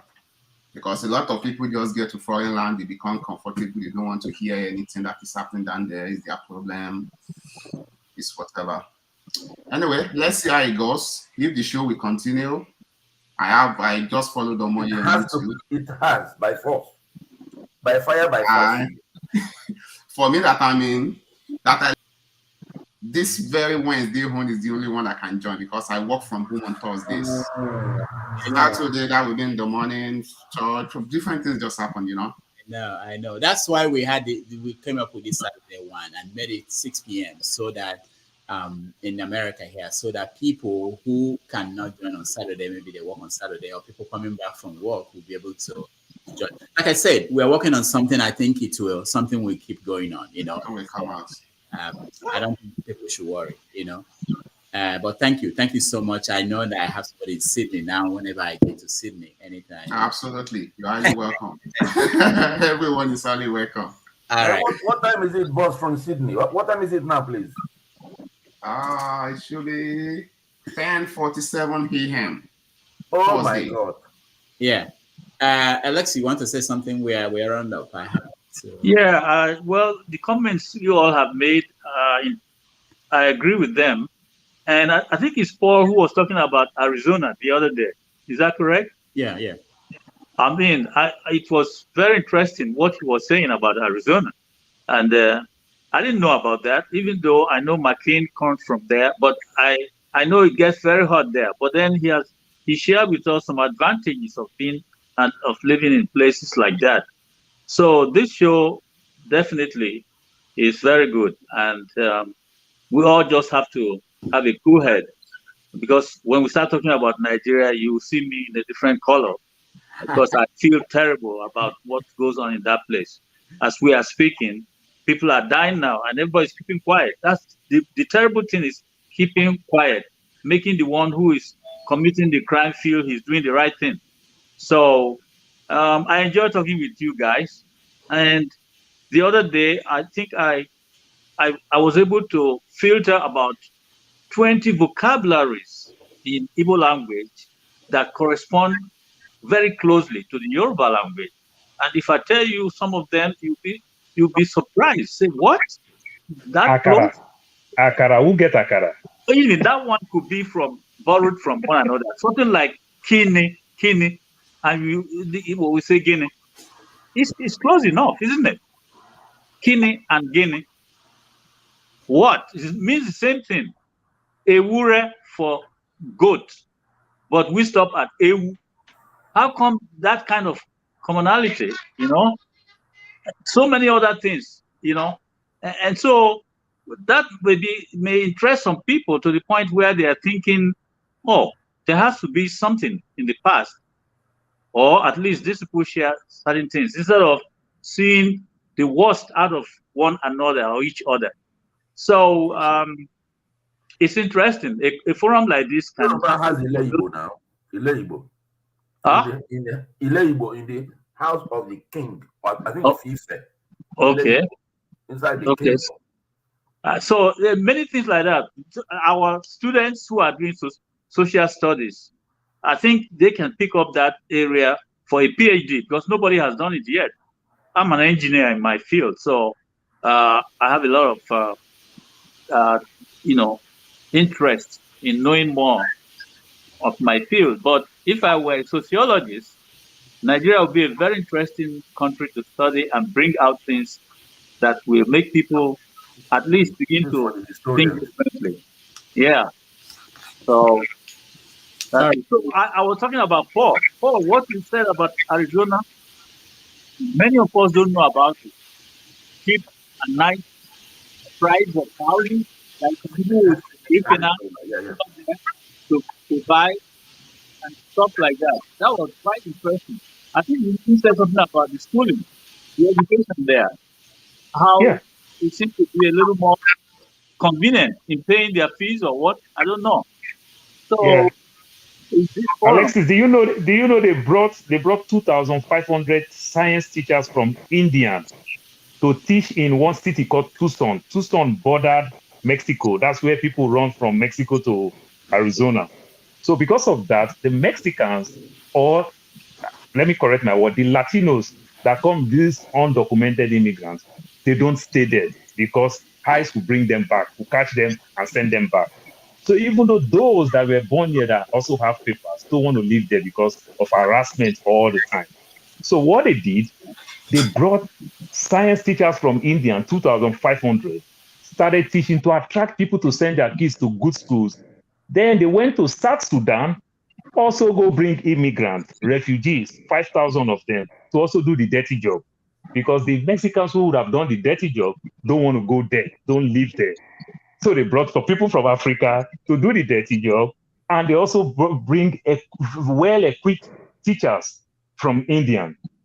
That attracts people to go to want to live in Tucson because the city is dying. And they also pay people to keep their house, because Tucson is like Badagry. So they pay people to keep their house the way it is as an ancient city. All right. So stuff like that. These are things they think they do. Okay, Paul, we have to go. Alexis, thank you so much. Who didn't speak? Raph, yeah, you have the last word. Colabo, you spoke, yeah. Raph, go ahead. Okay, thank you as always, and appreciate the follows. I will check on everybody that followed me, and hopefully you will have some something to give me too, not just follow.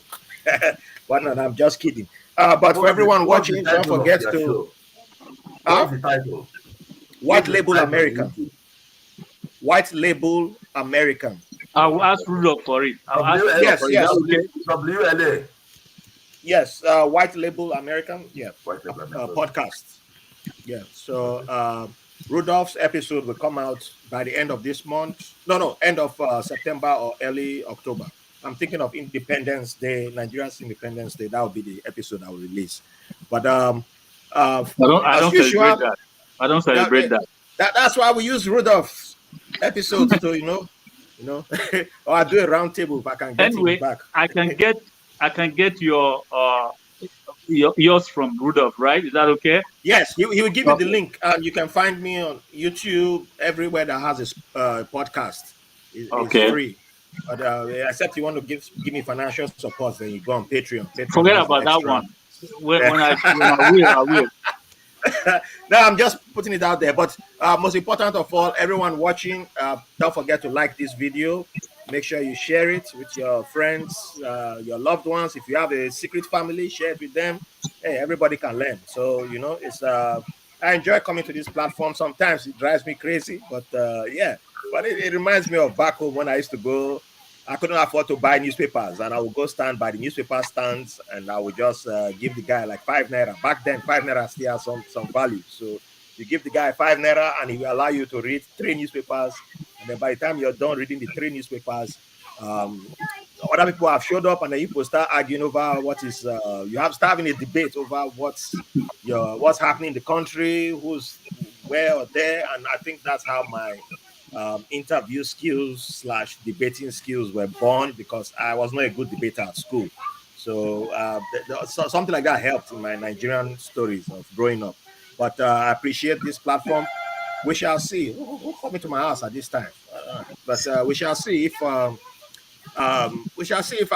will try and host 1 or 2. I will try. I can't promise. I will try. All right. Thank you so much. Oh, one Ralph, you final have to thing. come. One final thing I would say about the languages, though, but on the topic of that we discussed today. My daughter, I have my daughter currently in a German immersion school. My wife is German, and as soon as you drop the kids there, they are all children under the age of 5. So as soon as you drop the children there, they only speak German to them. So it's like kindergarten, but in German style of teaching, children under the age of 6, 7, something like that. They don't teach them alphabet. It's social skills only that they teach. That's how they do it in Germany. I like that style. I like what I've seen because I like the woman I married. So yeah, something came out good from it. But apart from that, she already has one language skill. But actually, she has 2 because she understands Pidgin. She just can't speak her Pidgin properly yet. But she's getting there. So for everyone who's already taking steps, don't just keep taking the steps. It can get frustrating sometimes because of the American accent in the languages. Don't let that bother you. Nothing has to be perfect. The Australian language, the Australian accent, Chinese accent, wherever you are in the world, there will be that accent and things will change.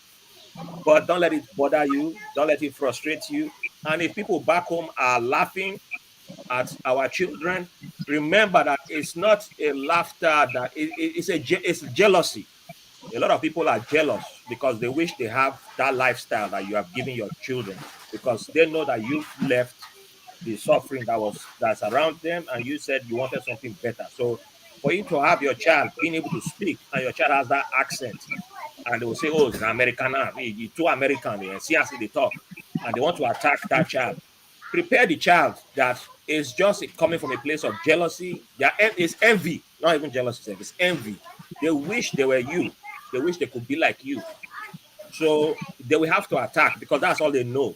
But at the end of the day, they still want to be your friend. They still want to be like you. They still want to, they want to be best of friends with you. So just remember to shield your children, and not just shield them that they won't know what's happening out there, but just prepare them for what's to come. And if they wish to go back home, they will. If they don't, they still know where they come from. They know their identity. Whenever they are ready, they can do it. But you've given them a foundation. So I appreciate everything that I've learned today. And this program will be alive. Don't worry about that. It will be alive. Don't worry. If I don't do it, Paul will be there. But we'll let OVA host. Don't worry. All right. Be ready for me now, because I will always defend what I believe about Nigeria if it comes to that. Be ready for me. No worries. You're not the first. And I have my defense too. I have what I believe. Oh, yeah. All right. Ralph. Yeah. Ralph, thank you so much for joining us. Paul, thank you so much for joining us. Noche, thank you. Alexi, thank you. Colabo, thank you. And everybody else that joined, Nick and Amoye and every other person. I'll see you on Saturday. Okay? All right. All right. Good night and bye-bye. Good morning. Bye. Okay, guys. Good night, guys. Good night. Night, everybody.